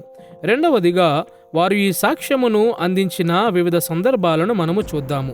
అపోస్తలుల కార్యములలో వారు ఉపయోగించిన వివిధ పద్ధతులను మొదట చూద్దాము. క్రీస్తును ప్రపంచానికి అందించుటకు అపోస్తలులు మరియు వారి అనుచరులు ఉపయోగించిన పద్ధతులను వివరించడానికి లెక్కలేనన్ని మార్గాలు ఉన్నప్పటికీ 6 ప్రాథమిక విధానాలను గూర్చి ఆలోచించుట సహాయకరంగా ఉంటుంది. మొదటిగా, రోమా సామ్రాజ్యమంతటా తెలియజేయబడిన సంఘటనలను, ప్రత్యేకముగా యేసుక్రీస్తు యొక్క జీవితము, మరణము మరియు పునరుత్థానము వంటి విషయాలను సూచించుట ద్వారా వారు చరిత్రను నివేదించారు. ఉదాహరణకు, అపోస్తలుల కార్యములు 26వ అధ్యాయము 26వ వచనములో రాజైన అగ్రిప్పతో పౌలు ఈ మాటలు మాట్లాడాడు. రాజు ఈ సంగతులు ఎరుగును గనుక అతని ఎదుట నేను ధైర్యముగా మాటలాడుచున్నాను. వాటిలో ఒకటియు అతనికి మరుగై ఉండలేదని రూఢిగా నమ్ముచున్నాను. ఇది ఒక మూలను జరిగిన కార్యము కాదు. ఈ వాక్య భాగములో ఆయన మరియు సంఘము ప్రకటించు ప్రాథమిక సత్యాలు ప్రాచీన ప్రపంచములో సుప్రసిద్ధ సంఘటనలు అని తెలియజేయుట పౌలు యొక్క ముఖ్యమైన బిందువు అయ్యున్నది. ఇలాంటి చారిత్రక సంఘటనలను నివేదించుట అపోస్తలులు అవిశ్వాసులకు సాక్ష్యమిచ్చినప్పుడు ఉపయోగించిన ఒక సాధారణ పద్ధతిగా ఉంది. రెండవదిగా, అపోస్తలులు తమ యొక్క సువార్త ప్రయాసకు మద్దతుగా ఉండుటకు లేఖన సత్యాలను తరచుగా నివేదించారు.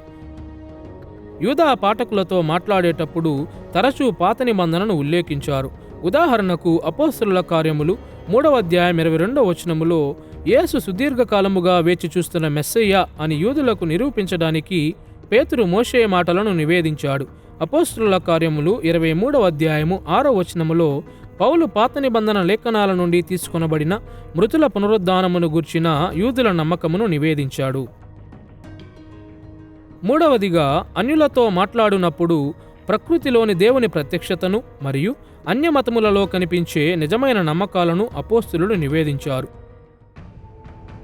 ఉదాహరణకు, అపోస్తలుల కార్యములు 17వ అధ్యాయము 24 నుండి 27 వచనాలలో ఏథెన్సులో సువార్త ప్రకటనకు ఆరంభ బిందువుగా దేవునిపై మరియు మానవ చరిత్రపై సాధారణ అన్యమత దృక్పథాలను పౌలు ఉపయోగించాడు. అక్కడ ఆయన చెప్పినది వినండి. జగత్తును అందలి సమస్తమును నిర్మించిన దేవుడు తానే ఆకాశమునకును భూమికిని ప్రభువయ్యున్నందున హస్తకృతములైన ఆలయములలో నివసింపడు. ఆయన అందరికిని జీవమును ఊపిరిని సమస్తమును దయచేయువాడు గనుక తనకు ఏదైనాను కొదవయ్యున్నట్టు మనుష్యుల చేతులతో సేవింపబడువాడు కాడు. మరియు యావత్ భూమి మీద కాపురముండుటకు ఆయన యొక్కని నుండి ప్రతి జాతి మనుష్యులను సృష్టించి వారు ఒకవేళ దేవునిని తడువులాడి కొనుగొందురేమోయని తన్ను వెదకు నిమిత్తము నిర్ణయకాలమును వారి నివాస స్థలము యొక్క పొలిమేర్లను ఏర్పరచెను. ఆయన మనలో ఎవనికిని దూరముగా ఉండువాడు కాడు. మనమాయన యందు బ్రతుకుచున్నాము, చలించుచున్నాము, ఉనికి కలిగి ఉన్నాము. ఇక్కడ పౌలు ప్రస్తుతించిన దృక్పథాలు కేవలము క్రైస్తవులు మరియు యూదులవి మాత్రమే కాదు గాని చాలామంది అన్యులు కూడా కలిగి ఉన్నారు. వాస్తవానికి ఏథెన్సులో అరియోపగు సభలో పౌలు అన్యమత సాహిత్యాలను కూడా నివేదించాడు. అపోస్తలుల కార్యములు 17వ అధ్యాయము 28వ వచనములో ఆయన చెప్పినది వినండి. మనం ఆయన యందు బ్రతుకుచున్నాము, చలించుచున్నాము, ఉనికి కలిగి ఉన్నాము. అటువలే మనం ఆయన సంతానమని మీ కవీశ్వరులలో కొందరును చెప్పుచున్నారు. ఇక్కడ పౌలు ఏథెన్సులో క్రీస్తు కొరకు సాక్ష్యమిచ్చినప్పుడు క్రైస్తవ్యము పట్ల తన అభిప్రాయమును నిర్మించుటకు గ్రీకు కవీశ్వరుల యొక్క రచనలను నివేదిస్తున్నాడు. నాలుగవదిగా, అపోస్తలులు క్రీస్తును ఇతరులకు పరిచయం చేసినప్పుడు తమ వ్యక్తిగత అనుభవాలను నివేదించారు. అపోస్తలుల కార్యములలో పౌలు ఈ పద్ధతిని ఉపయోగించినట్లు లూకా అనేక చోట్ల చెప్పాడు. ఉదాహరణకు, దమస్కు మార్గమందు ఆయనకు కలిగిన మారు మనసు అనుభవమును పౌలు సూచించాడు. దీనిని లూకా అపోస్తలుల కార్యములు 9వ అధ్యాయములో నివేదించాడు.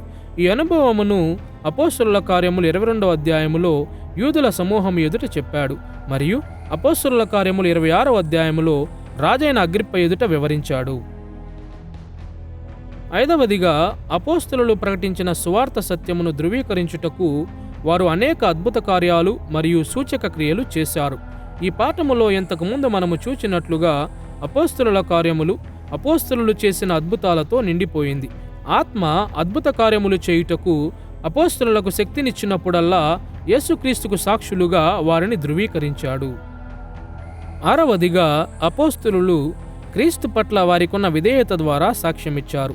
వారు ప్రజలను క్రీస్తు వైపు నడిపించడానికి వారు పొందుకున్న శ్రద్ధను నిరంతరం ఉపయోగించారు మరియు హింసించబడినప్పుడు లేదా బెదిరించబడినప్పుడు కూడా తమ పిలుపును విడిచిపెట్టడానికి నిరాకరించారు. ఉదాహరణకు అపోస్తలుల కార్యములు 14వ అధ్యాయములో లుస్త్రాలోని ప్రజలు పౌలు మరియు బర్నబాను ఆరాధించుటకు ప్రయత్నించినప్పుడు తాను సామాన్య మానవుడను అని చెప్పి ప్రజలను దేవుని వైపు తిరగమని నొక్కి చెప్పాడు. మరియు అపోస్తలుల కార్యములు 4వ అధ్యాయములో పెద్దల సభ అపోస్తలులను బెదిరించి సువార్త ప్రకటనను ఆపివేయమని ఆజ్ఞాపించినప్పుడు మౌనముగా ఉండుటకు అపోస్తలులు నిరాకరించారు. అపోస్తలుల కార్యములు 5వ అధ్యాయము 28-29 వచనాలలో మనము చదువునట్లుగా, ప్రధాన యాజకుడు వారిని చూచి, మీరు ఈ నామమును బట్టి బోధింపకూడదని మేము మీకు ఖండితముగా ఆజ్ఞాపింపలేదా? అందుకు పేతురును అపోస్తలులను, మనుషులకు కాదు దేవునికే మేము లోబడవలెను కదా అని చెప్పిరి. అపోస్తలులు సువార్తకు సాక్షులై ఉండగా వివిధ పద్ధతులను ఉపయోగించారు మరియు వారి బోధనలు మరియు ఉదాహరణల ద్వారా ఆదిమ సంఘముకు కూడా అదే విధమైన శిక్షణ ఇచ్చారు. మనము కూడా సువార్తకు సాక్షులుగా పనిచేస్తున్నప్పుడు మనము పాటించాలని దేవుడు కోరుచున్న అనేక పద్ధతులను వెదకుటకు అపోస్తలుల కార్యములలో లూకా నివేదికలోని ఈ లక్షణము ప్రతి యుగములోని క్రైస్తవులను ప్రోత్సహించాలి. క్రీస్తుకు సాక్ష్యం ఇవ్వడానికి అపోస్తలులు ఉపయోగించిన వివిధ పద్ధతులతో పాటుగా వారు క్రీస్తు కొరకు సాక్ష్యమిచ్చిన విభిన్న సందర్భాలను మనం పరిగణించాలి. అపోస్తలుల కార్యములలో అపోస్తలులు సువార్తకు సాక్ష్యమిచ్చిన వివిధ సందర్భాలను సంగ్రహించడానికి అనేక మార్గాలున్నాయి. అయితే స్పష్టత కొరకు ఈ సందర్భాలను 4 వర్గములుగా వర్గీకరించుదాము. మొదటిగా బహిరంగ ఉపదేశాలు ఉన్నాయి, అనగా ప్రసంగాలు, సమాధానమిచ్చు ప్రసంగాలు లేదా ఇతర రకములైన ప్రసంగాల ద్వారా గాని అపోస్తలులు బహిరంగ ప్రదేశాలలో పెద్ద సంఖ్యలో ఉన్న ప్రజలతో మాట్లాడిన సంఘటనలు ఇక్కడ మన మనస్సులో ఉన్నాయి. ఈ విధమైన సందర్భాలలో వారు మాట్లాడుచున్న శ్రోతల ప్రకారం మాటలను ఎన్నుకొనుటలో అపోస్తలులు జాగ్రత్త వహించారు. ఈ పాఠములో ఇంతకుముందు మనము చూచినట్లుగా వారు యూదులతో ఒక విధంగాను మరియు అన్యజనులతో మరొక విధముగాను మాట్లాడారు. రెండవదిగా అపోస్తలులు సంభాషణ లేదా తర్కము సందర్భాలలో సాక్ష్యమిచ్చారు. ఈ సందర్భములో ప్రతివాదనలు చేయడానికి ప్రజలను పిలిచేవారు మరియు అపోస్తలులు సువార్తను సమర్థించాలని భావించారు. ఉదాహరణకు అపోస్తలుల కార్యములు 19వ అధ్యాయములో ఎఫెస్సులో తరన్ను అను ఒకని పాఠశాలలో పౌలు తర్కించాడు. ఇక్కడ సాధారణంగా జనసమూహము ఎదుట అలంకారిక నైపుణ్యత మరియు క్రొత్త ఆలోచనలు పరీక్షించబడతాయి. మూడవదిగా అపోస్తలుల కార్యములలో అపోస్తలులు మరియు వారి అనుచరులు గృహాలలో సాక్ష్యమిచ్చారు. ప్రాచీన ప్రపంచములో గృహాలలో కేవలం తల్లిదండ్రులు మరియు వారి పిల్లలు మాత్రమే గాక ఎక్కువ మంది ఉండేవారు. అనేక మంది బంధువులు, స్నేహితులు మరియు దాసులు ఉండేవారు. కాబట్టి అపోస్తలుల కార్యములలో గృహాలను గూర్చి మనము చదివినప్పుడు బంధువులు అనగా పిల్లలు, తాతలు, మామలు, అత్తలు, మామలు, అదే విధముగా ఉద్యోగులు, సేవకులు మరియు అనేక సందర్భాలలో బానిసలను కూడా మనం ఊహించాలి. ఇంటిల్లపాదిని లెక్కిస్తే సుమారు 15 నుండి 20 మంది సభ్యులు ఉంటారు. అపోస్తలుల కార్యములలో అనేక చోట్ల అపోస్తలులు గృహాలలో సాక్ష్యమిచ్చి ఉదాహరణలు మనకు కనిపిస్తాయి. 10వ అధ్యాయములో పేతురు కొర్నేలి గృహముతో మాట్లాడుట, 16వ అధ్యాయములో పౌలు లుదియా మరియు ఫిలిప్పి చెరసాల నాయకుని కుటుంబముతో మాట్లాడుట. 4వదిగా అపోస్తలుల కార్యములలో వ్యక్తిగతముగా సువార్త ప్రకటన ఉదాహరణలు కూడా ఉన్నాయి. ఉదాహరణకు అపోస్తలుల కార్యములు 25వ అధ్యాయములో వ్యక్తిగతముగా రాజైన అగ్రిప్పతో పౌలు మాట్లాడాడు. తన మాటలను అగ్రిప్ప జ్ఞానము మరియు అనుభవముకు తగ్గట్టుగా రూపొందించాడు. సంక్షిప్తంగా అపోస్తలులు కేవలము కొన్ని ప్రత్యేక మార్గాలలో లేదా ప్రత్యేక సందర్భాలలో మాత్రమే తమ సాక్ష్యమును పరిమితము చేయలేదు. అపోస్తలుల కార్యములను మనము అవలోకనము చేస్తున్నప్పుడు వారు ప్రతి అవకాశాన్ని సద్వినియోగం చేసుకుంటూ ప్రతి శ్రోతలకు తగిన విధంగా సువార్తను ప్రకటించడం మనం చూస్తాము. ఇలా చేయుట ద్వారా అపోస్తలులు మనకు ఒక మాదిరిని ఇచ్చారు. మన శ్రోతలకు తగిన సువార్త అంశములను మరియు ప్రతి అవిశ్వాసి జీవితానికి తగిన సువార్తను ప్రకటించే ప్రత్యేక మార్గాలను కనుగొనమని బోధించారు. పరిశుద్ధాత్మ మరియు అపోస్తులు అను అంశాలను ఇప్పటి వరకు మనము చూశాము గనుక మన మూడవ ముఖ్య అంశమును చూచుటకు ఇప్పుడు సిద్ధముగా ఉన్నాము. అపోస్తులు స్థాపించిన సంఘము. సంఘము అను అంశమును 2 మార్గాలలో పరిశీలన చేద్దాము. మొదటిగా సంఘ అవసరతను చూద్దాము, మరియు రెండవదిగా అపోస్తుల యొక్క పనిని కొనసాగించుటకు వారి నుండి సంఘము పొందుకున్న సిద్ధపాటును చూద్దాము. సంఘ అవసరతను మొదటిగా పరిశీలన చేద్దాము. తన సంఘమును స్థాపించమని క్రీస్తు అపోస్తులకు ఆజ్ఞాపించాడు. ఎందుకని? క్రీస్తు సువార్తను ప్రపంచమంతటికి తీసుకుని వెళ్ళుట కొద్దిమంది వల్ల కాదు అని అపోస్తులకు తెలుసు. ప్రతి రాజ్యములో రాజ్య సువార్త ప్రకటించాలంటే సాక్షుల సమూహము వారికి అవసరము. అపోస్తుల లక్ష్యాన్ని నెరవేర్చడానికి సంఘముకు అవసరమైన 2 విషయాలను మనము చూద్దాము. మొదటిగా అపోస్తుల యొక్క భౌతికపరమైన పరిమితులను చూద్దాము. వారికి నియమించబడిన బాధ్యతను వారు భౌతికముగా సాధించలేకపోయారు అను సత్యము. రెండవదిగా వారి యొక్క తాత్కాలిక పరిమితులను చూద్దాము. వారు ఒక సాధారణ మానవ జీవిత కాల వ్యవధిని గడుపుతారు మరియు భవిష్యత్ తరాలకు సాక్షులుగా ఉండలేరు అను సత్యము. అపోస్తుల యొక్క భౌతిక పరిమితులను చూస్తూ ఆరంభించుదము. మనము ఇంతకుముందు చూసినట్లుగా సువార్త ప్రకటన ద్వారా క్రీస్తుకు సాక్షులుగా ఉండుట అనేది అపోస్తుల యొక్క బాధ్యతగా ఉంది. కానీ వారు తమకు తామే ప్రపంచమంతటికి సజీవ పత్రికలుగా ఉండలేరు. ఈ సమస్యకు పరిష్కారంగా ప్రామాణికమైన సాక్షులుగా ఉండాలను బాధ్యతను అపోస్తులు సంఘముకు అప్పగించారు. అపోస్తుల సువార్త ద్వారా సంఘములో ప్రజలు చేర్చబడుతుండగా ఈ విశ్వాసులు కూడా తమ వంతు సజీవ పత్రికలుగా ఉన్నారు. వారు సువార్తను జీవించారు. యేసును గూర్చి తమ పొరుగు వారికి మరియు కుటుంబీకులకు సాక్ష్యమిచ్చారు. వారిలో కొందరు మిషనరీలు మరియు సువార్తికులు కూడా అయ్యారు. ఈ విధముగా సంఘము దాని పనిని చేయుచుండగా ప్రతి యుగములో ప్రామాణికమైన సువార్త ప్రకటనకు ఒక స్వయం ప్రతిరూప నమూనాను అపోస్తులు సృష్టించారు. ఖచ్చితంగా చెప్పాలంటే అపోస్తుల ప్రసంగములో ఉన్నటువంటి అదే అధికారముతో మరియు అద్భుతాల ధృవీకరణతో సంఘము సువార్త ప్రకటించలేకపోయింది. ఏదేమైనా పరిశుద్ధాత్ముడు జీవితాలలో మరియు మాటలలో సంఘము యొక్క ప్రామాణికమైన సాక్ష్యము ద్వారా పనిచేయడానికి మరియు ఈ మాధ్యమము ద్వారా అనేక మంది క్రొత్త విశ్వాసులను చేర్చడానికి ఇప్పటికీ ఇష్టపడుచున్నాడు. ఉదాహరణకు అపోస్తుల కార్యములు 11వ అధ్యాయము 19 నుండి 21 వచనములు హింస వలన చెదిరియున్న విశ్వాసులను గూర్చి ఏమి చెబుతున్నాయో వినండి. వారు యూదులకు తప్ప మరి ఎవనికిని వాక్యము బోధింపక ఫెనికే, కుప్రా, అంతియోక్య ప్రదేశముల వరకు సంచరించిరి. వీరు అంతియోక్యకు వచ్చి గ్రీసు దేశపు వారితో మాటలాడుచు ప్రభువైన యేసును గూర్చిన సువార్త ప్రకటించిరి. ప్రభువు హస్తము వారికి తోడయుండెను గనుక నమ్మిన వారనేకులు ప్రభువు తట్టు తిరిగిరి. అపోస్తుల యొక్క భౌతిక పరిమితులను గూర్చిన ఈ అవగాహనతో వారి మరణము వలన కలిగిన తాత్కాలిక పరిమితులను చూద్దాము. యేసు తిరిగి వస్తాడని అపోస్తులు నమ్మారు, కానీ ఎప్పుడు వస్తాడు అనే విషయం వారికి తెలియదు. అపోస్తుల కార్యములు 12వ అధ్యాయములో రాజైన హేరోదు అపోస్తులుడైన యాకోబును చంపే సమయానికి యేసు తిరిగి వచ్చేలోపే కనీసం కొందరు అపోస్తులు చనిపోతారు అని స్పష్టమైంది. కాబట్టి సంఘము కేవలము అపోస్తుల యొక్క ప్రత్యక్ష పర్యవేక్షణలోనే సువార్త ప్రకటించుటగాక వారు మరణించిన తరువాత కూడా సంఘమును కట్టే పనిని కొనసాగించుటకు అపోస్తులు సంఘముకు శిక్షణ ఇచ్చారు. ఉదాహరణకు అపోస్తుల కార్యములు 20వ అధ్యాయము 25 నుండి 28 వచనాలలో ఎఫెసీ పెద్దలతో పౌలు మాట్లాడిన మాటలు వినండి. ఇదిగో దేవుని రాజ్యమును గూర్చి ప్రకటించుచు నేను మీ మధ్యను సంచరించుచుంటిని. మీలో ఎవరునూ ఇక మీదట నా ముఖము చూడరని నాకిప్పుడు తెలియను. దేవుడు తన స్వరక్తమిచ్చి సంపాదించిన తన సంఘమును కాయుటకు పరిశుద్ధాత్మ మిమ్మును దేనియందు అధ్యక్షులునుగా ఉంచెను ఆ యావత్తు మందను గూర్చియు మీ మట్టుకు మిమ్మును గూర్చియు జాగ్రత్తగా ఉండుడి. సువార్తను ప్రామాణికమైన మార్గాలలో ప్రకటించి విశ్వాసులను పరిపక్వతలోనికి తీసుకుని వచ్చే పనిని సంఘము కొనసాగించుచుండగా అది క్రీస్తు మీద ఆధారపడాలని పౌలు ఆశించాడు. కాబట్టి ఆయన మరణం తరువాత దాని నాయకులు తమ పరిచర్యను కొనసాగించడానికి సిద్ధంగా ఉండాలని చెప్పాడు.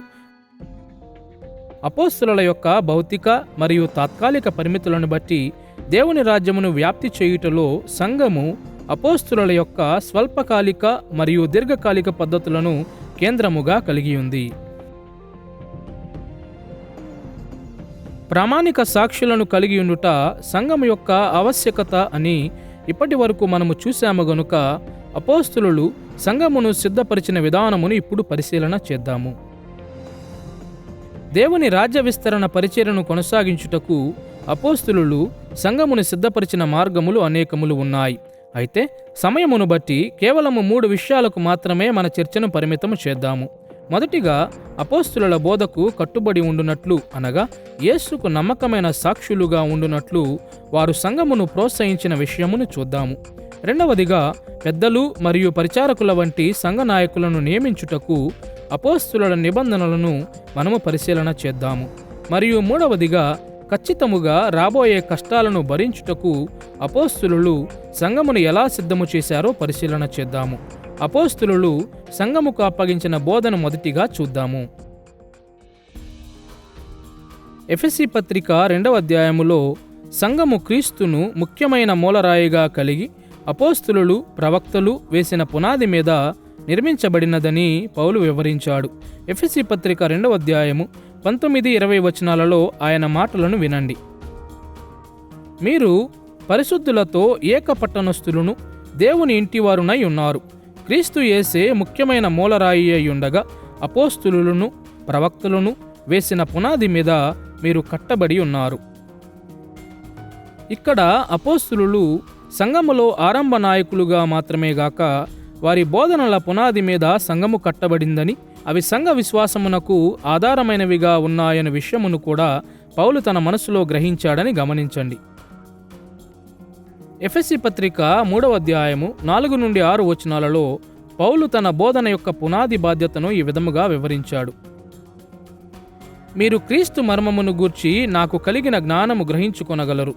ఈ మర్మం ఇప్పుడు ఆత్మ మూలముగా దేవుని పరిశుద్ధులకు అపోస్తులకును ప్రవక్తలకును బయలుపరచబడి ఉన్నట్టుగా పూర్వకాలములయందు మనుష్యులకు తెలియపరచబడలేదు. సంఘము అపోస్తుల బోధకు కట్టుబడి ఉందను సత్యమును ఉద్ఘాటించుటకు లూకా అపోస్తుల కార్యములలో చాలా జాగ్రత్తను వహించాడు. అపోస్తుల కార్యములు 2వ అధ్యాయము 42వ వచనములో ఆయన చెప్పినట్లుగా, వీరు అనగా విశ్వాసులు అపోస్తుల బోధయందును ఎడతెగకయుండిరి. క్రీస్తుకు నమ్మకముగా ఉండాలంటే మరియు రాజ్య విస్తరణ కొరకు మనము చేయు ప్రయత్నాలలో దేవుని ఆశీర్వాదం ఉండాలంటే సంఘము క్రీస్తును మూలరాయి మీద మాత్రమే గాక ఆదిమ సంఘము యొక్క అపోస్తులను ప్రవక్తలను వేసిన పునాది మీద కట్టబడాలన్న విషయమును ఆయన పాఠకులు తెలుసుకోవాలని లూకా ఆశించాడు. అపోస్తులు అధికారికముగా మరియు విశ్వసనీయంగా యేసు పనిని మరియు బోధనను అందించారు. కాబట్టి ప్రతి యుగములోని క్రైస్తవులు అపోస్తుల బోధనను ప్రకటించాలి, కాపాడాలి మరియు దాని ప్రకారం జీవించాలి. క్రీస్తు సంఘం విషయంలో నేడు కూడా ఇది వాస్తవమై ఉన్నది. నేడు ఇది వాస్తవమని చెప్పడానికి ఒక స్పష్టమైన మార్గం ఏమనగా క్రొత్త నిబంధన ప్రథమముగా అపోస్తుల చేత వ్రాయబడింది మరియు అపోస్తుల కార్యముల వంటి అపోస్తుల చేత వ్రాయబడిన పుస్తకాలు అపోస్తుల ఆమోదమును పొందాయి. నేడు క్రీస్తు సంఘముగా అపోస్తుల బోధన యొక్క నిజమైన సంకలనమైన క్రొత్త నిబంధన రచనల మీద మన జీవితాలను మనము కట్టుచున్నాము. అపోస్తులు తమ బోధకు నమ్మకముగా ఉండమని సూచించుట ద్వారా సంఘమును సిద్ధపరిచారు అని ఇప్పటి వరకు మనము చూశాము. కాబట్టి సంఘము నూతన ప్రదేశాలకు మరియు తరము వారికి వ్యాపించబడుతుండగా దానిని నడిపించుటకు మరియు సేవ చేయుటకు అధికారులను నియమించుటలో వారు సంఘమును ఏ విధముగా సిద్ధపరిచారో పరిశీలించడానికి మనం సిద్ధముగా ఉన్నాము. మనము ఇంతకు ముందు చూసినట్లుగా అపోస్తులు భౌతిక మరియు తాత్కాలిక పరిమితులను ఎదుర్కొన్నారు. అవి వారి లక్ష్యాన్ని పూర్తి చేయకుండా నిరోధించాయి. సంఘములో మరింత మంది అధికారులను లేవనెత్తడం ఈ సమస్యకు కొంత పరిష్కారముగా ఉంది. వివిధ క్రైస్తవ సంప్రదాయాలు ఆదిమ సంఘములోని ప్రభుత్వమును మరియు అధికారమును వివిధ మార్గాలలో అర్థము చేసుకున్నాయని చెప్పడానికి ఇక్కడ కొంత సమయం కేటాయించాలి. సంఘములోని కొన్ని శాఖలు 3 అధికారములను గుర్తిస్తాయి: అధ్యక్షుడు లేక బిషప్, పెద్ద మరియు పరిచారకుడు లేక డీకన్. మరికొందరు కేవలం 2 మాత్రమే గుర్తిస్తారు: పెద్ద మరియు పరిచారకుడు. ఇంకొందరు అపోస్తులుడు, మిషనరీ, సువార్తికుడు మొదలగు అధికారములను చేర్చుతారు. సరైన సంఘ ప్రభుత్వమును గూర్చిన ప్రశ్న ఈ పాఠము యొక్క పరిధికి మించినది. అయితే సంఘము దేవుని లక్ష్యాన్ని నిర్వర్తించగలదని నిర్ధారించడానికి అపోస్తులు అదనపు సంఘ అధికారులను నియమించారు అనే సాధారణ విషయాన్ని ఇక్కడ ఉద్ఘాటించుదాము. వాస్తవానికి అపోస్తులు యెరూషలేముకు అనుసంధానంగా ఉన్న పరిచర్యలు తాము జరిగించలేమని వెంటనే గుర్తించారు గనుక అదనపు సంఘ అధికారులను వెంటనే నియమించారు. అపోస్తుల కార్యములు 6వ అధ్యాయములో దీనిని మనం స్పష్టముగా చూస్తాము. ఇక్కడ సంఘములోని సభ్యుల యొక్క అవసరతలను తీర్చడానికి అపోస్తులు పరిచారకుడు అనే అధికారమును సృష్టించారు. ఈ సందర్భములో అనుదిన ఆహారం పంచుటకై బాధ్యత కలిగిన మనుష్యులను ఏర్పరచుమని అపోస్తులు సంఘముకు ఆజ్ఞాపించారు. అపోస్తుల కార్యములు 6వ అధ్యాయము 3 నుండి 6 వచనాలలో అపోస్తులు దీనిని నిర్వహించిన తీరును చూడండి. అపోస్తులు ఇలా చెప్పారు: కాబట్టి సహోదరులారా, ఆత్మతోనూ జ్ఞానముతోనూ నిండుకొని మంచి పేరు పొందిన 7 మనుష్యులను మీలో ఏర్పరచుకొనుడి. మేము వారిని ఈ పనికి నియమింతుము. అయితే మేము ప్రార్థన యందును వాక్య పరిచర్య యందును ఎడతెగక యుందుమని చెప్పిరి. సంఘము వారిని అపోస్తుల ఎదుట నిలువబెట్టిరి. వీరు ప్రార్థన చేసి వారి మీద చేతులుంచిరి. అపోస్తులు సంఘం యొక్క స్థానిక సభ్యులను కాయుటకు మరియు నడిపించుటకు కాపరులుగా పిలువబడే పెద్దలను నియమించారు. ఉదాహరణకు పౌలు యొక్క మిషనరీ యాత్రలలో అపోస్తులుడు సాధారణముగా క్రొత్తగా మారుమనసు పొందిన వారిని సంఘములో చేర్చి ఆయన విడిచి వెళ్ళినప్పుడు బాధ్యత వహించే నాయకులను నియమించాడు. అపోస్తుల కార్యములు 14వ అధ్యాయము 23వ వచనములో ఈ ఉదాహరణను మనము చూడవచ్చు. అక్కడ లూకా ఈ కథనము ఇస్తున్నాడు. మరియు ప్రతి సంఘములో వారికి పెద్దలను ఏర్పరచి ఉపవాసముండి ప్రార్థన చేసి వారు నమ్మిన ప్రభువునకు వారిని అప్పగించిరి. వాస్తవానికి అపోస్తులు సంఘములో పెద్దలను సిద్ధపరచాలనే ఉద్దేశముతో ఉన్నారు గనుక అపోస్తులు అందుబాటులో ఉన్నప్పుడే వారితో పాటుగా సంఘమును నడిపించమని వారిని ప్రోత్సహించారు. అపోస్తుల కార్యములలో దీనిని గూర్చిన ఒక సుప్రసిద్ధ ఉదాహరణ అన్యజనులకు సంబంధించిన ప్రశ్నను పరిష్కరించడానికి సమావేశమైన యెరూషలేము సభ అన్యజనులను సంఘము ఏ విధముగా చేర్చుకోవాలి అనే ప్రశ్నను గూర్చి చర్చించింది. ఈ సభకు అపోస్తులు పెద్దలు కలిసి అధ్యక్షత వహించారు. అపోస్తుల కార్యములు 15వ అధ్యాయములో ఈ సంఘటన నమోదు చేయబడింది.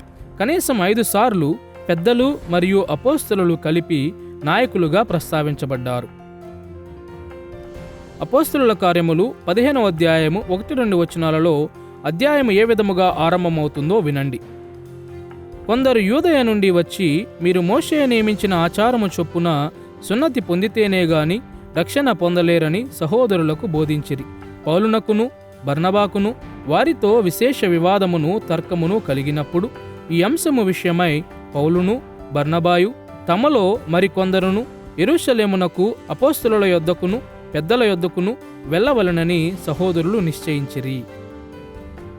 అపోస్తలులను మరియు పెద్దలను కలవడానికి పౌలు మరియు ఇంకొందరు పంపబడ్డారు. ఈ అధ్యాయములోనే ఇదే విధమైన మాటలను 4, 6, 22 మరియు 23 వచనాలలో మనము చూస్తాము. అపోస్తలుల కార్యములందంతటా మెస్సియత్వ రాజ్యమను దేవుని పనిని కొనసాగించుటకు అపోస్తలులు అధికారులను పిలిచారు. అపోస్తలుల కార్యములు 20వ అధ్యాయములో ఎఫెసీ పెద్దలకు పౌలు ఇచ్చిన హెచ్చరికలో దీనిని మనము చూస్తాము. అపోస్తలుల కార్యములు 15 మరియు 21లో యెరూషలేము సంఘములో నాయకత్వం వహించిన యాకోబు వంటి పెద్దలు కలిగి ఉండిన ప్రాముఖ్యమైన పాత్రలో దీనిని మనము చూస్తాము. తీతుకు 1వ అధ్యాయం 5వ వచనములో అధికారులను నియమించుటను గూర్చి పౌలు వ్రాసిన విధమును వినండి. నేను నీకు ఆజ్ఞాపించిన ప్రకారము నీవు లోపముగా ఉన్న వాటిని దిద్ది ప్రతి పట్టణములోనూ పెద్దలను నియమించు నిమిత్తమే నేను క్రేతులో నిన్ను విడిచి వచ్చి తిని. లోపముగా విడిచిపెట్టిన వాటిని దిద్దుమని పౌలు యవన కాపరి అయిన తీతుకు ఆదేశించాడు. అనగా అపోస్తలుడైన పౌలు ఆరంభించిన దానిని పెద్ద అయిన తీతు సంపూర్తి చేయాలి. దేవుని రాజ్య సువార్తను ప్రకటించే అపోస్తలుల పనిని ఆయన కొనసాగించాలి. తమ నుండి పరిచర్య పనిని తీసుకొని కొనసాగించుటకు పౌలు మరియు ఇతర అపోస్తులు ఈ అధికారులను నియమించారు. సమస్తము అపోస్తులులే చేయాలని దేవుడు ఉద్దేశించలేదు. అపోస్తులు ఆయన సంఘమును స్థాపించాలని ఉద్దేశించాడు. అపోస్తులుల నుండి సంఘ నాయకత్వమును పొందుకునే వారికి, అపోస్తులు వేసిన పునాది మీద కట్టడము కొనసాగించే వారికి, అపోస్తులు వెళ్ళని ప్రదేశాలలో దేవుని రాజ్యమును విస్తరింపజేసే వారికి శిక్షణ ఇవ్వాలని కూడా ఉద్దేశించాడు. అపోస్తులు సంఘముకు యేసు బోధన మరియు పనిని గూర్చి బోధించి క్రీస్తు పనిని నెరవేర్చుటకు అదనపు అధికారములను నియమించారు అని ఇప్పటి వరకు మనము పరిశీలన చేశాము. ఈ సమయములో సంఘము ముందుకు సాగుతుండగా అది అనివార్యంగా ఎదుర్కొనే శ్రమల విషయములో అపోస్తులు సంఘమును సిద్ధపరిచిన విధానమును చూద్దాము. అపోస్తుల పని కష్టము, ప్రమాదము మరియు హింసతో నిండినదని లూకా వివరించాడు. వారు తరచుగా పట్టబడి కొట్టబడ్డారు. అపోస్తులుడైన యాకోబును రాజైన హేరోదు చంపాడు కూడా. మరియు అపోస్తుల జీవితాలలో వాస్తవముగా జరిగినది ఇతర క్రైస్తవుల జీవితములలో కూడా జరుగుతుందని వారికి తెలుసు. ఒక విశేషమైన సందర్భములో లుస్త్రా అను పట్టణములో అవిశ్వాసులైన కోపోద్రేకులు పౌలును రాళ్లతో కొట్టి చనిపోతాడనుకొని పట్టణము వెలుపల వేశారు. మరునాడు అతడు దెర్బేకు వెళ్ళిపోయాడు. అయితే వెంటనే విశ్వాసులను బలపరచాలని లుస్త్రాకు మరియు ఇతర పట్టణాలకు తిరిగి వచ్చాడు. పౌలు ప్రాణమును తీయజూచుటకు ప్రణాళిక వేసిన ఈ తరుణములో అపోస్తుల కార్యములు 14వ అధ్యాయము 21-22 వచనాలలో లూకా ఈ మాటలు నమోదు చేశాడు. పౌలు మరియు బర్నబా లుస్త్రాకును, ఇకోనియాకును, అంతియోకేకును తిరిగి వచ్చి శిష్యుల మనస్సులను దృఢపరచి విశ్వాసమందు నిలకడగా ఉండవలెననియు, అనేక శ్రమలను అనుభవించి మనము దేవుని రాజ్యములో ప్రవేశింపవలెననియు వారిని హెచ్చరించిరి. సంఘము అనేక కష్టాలను మరియు హింసలను ఎదుర్కొనే విషయమును అర్థము చేసుకోవాలని అపోస్తులు ఆశించారు. విశ్వాసము బట్టి కొందరు చంపబడతారు కూడా. అయితే రాజ్య లక్ష్యము విలువైనది కాబట్టి ఇందుమూలముగానే సంఘము క్రీస్తుకు నమ్మకముగా ఉండాల్సిన అవసరత ఉంది. శ్రమల కొరకు అపోస్తులు సంఘమును సిద్ధపరిచిన విధానం ఎఫెసు సంఘ పెద్దలకు పౌలు ఇచ్చిన ఉపదేశములో కూడా మనము చూడవచ్చు. అపోస్తుల కార్యములు 20వ అధ్యాయములో బహుశా ఆయన వారిని మరలా చూడనేమో అని పౌలు చెప్పాడు.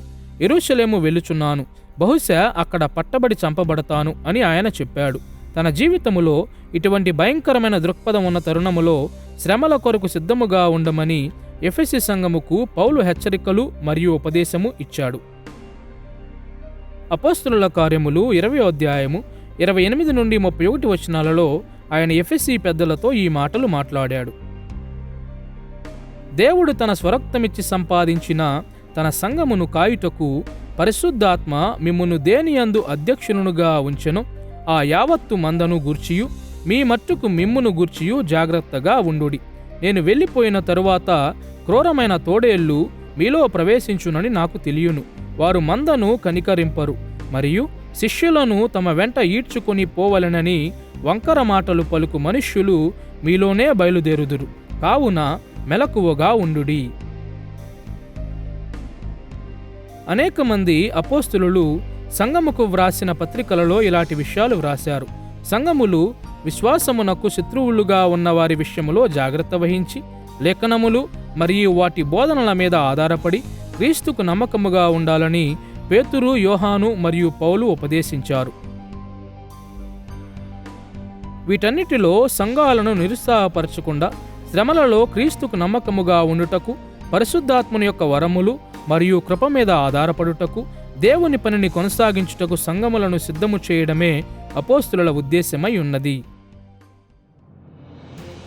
సంఘమును అపోస్తుల యొక్క సాక్ష్యము మరియు బోధన మీద కట్టుట ద్వారా, సంఘములో అధికారులను నియమించుట ద్వారా, శ్రమలను ఎదుర్కొనుటకు సంఘమును సిద్ధపరచుట ద్వారా మరియు ఇతర మార్గాల ద్వారా సంఘము ప్రతి స్థలములోనూ ప్రతి యుగములోనూ దేవుని రాజ్య విస్తరణ పని కొనసాగిస్తుందని అపోస్తులు నిర్ధారించారు. ఈ పాఠములో అపోస్తుల కార్యములంతటిలో అమర్చబడిన 3 ముఖ్య అంశాలను మనము అన్వేషించాము. పరిశుద్ధాత్మని యొక్క కార్యములు మరియు వరములను చూశాము. క్రీస్తు యొక్క ప్రత్యేక అధికారిక సాక్షులుగా అపోస్తులుల ప్రాముఖ్యతను చూశాము. మరియు సంఘమును స్థాపించుట ద్వారా అపోస్తులు తమకు ఇవ్వబడిన బాధ్యతను ఏ విధముగా నెరవేర్చారో చూశాము. అపోస్తులుల కార్యములు చరిత్ర మరియు వేదాంతమును గూర్చిన గొప్ప రచనగా ఉంది.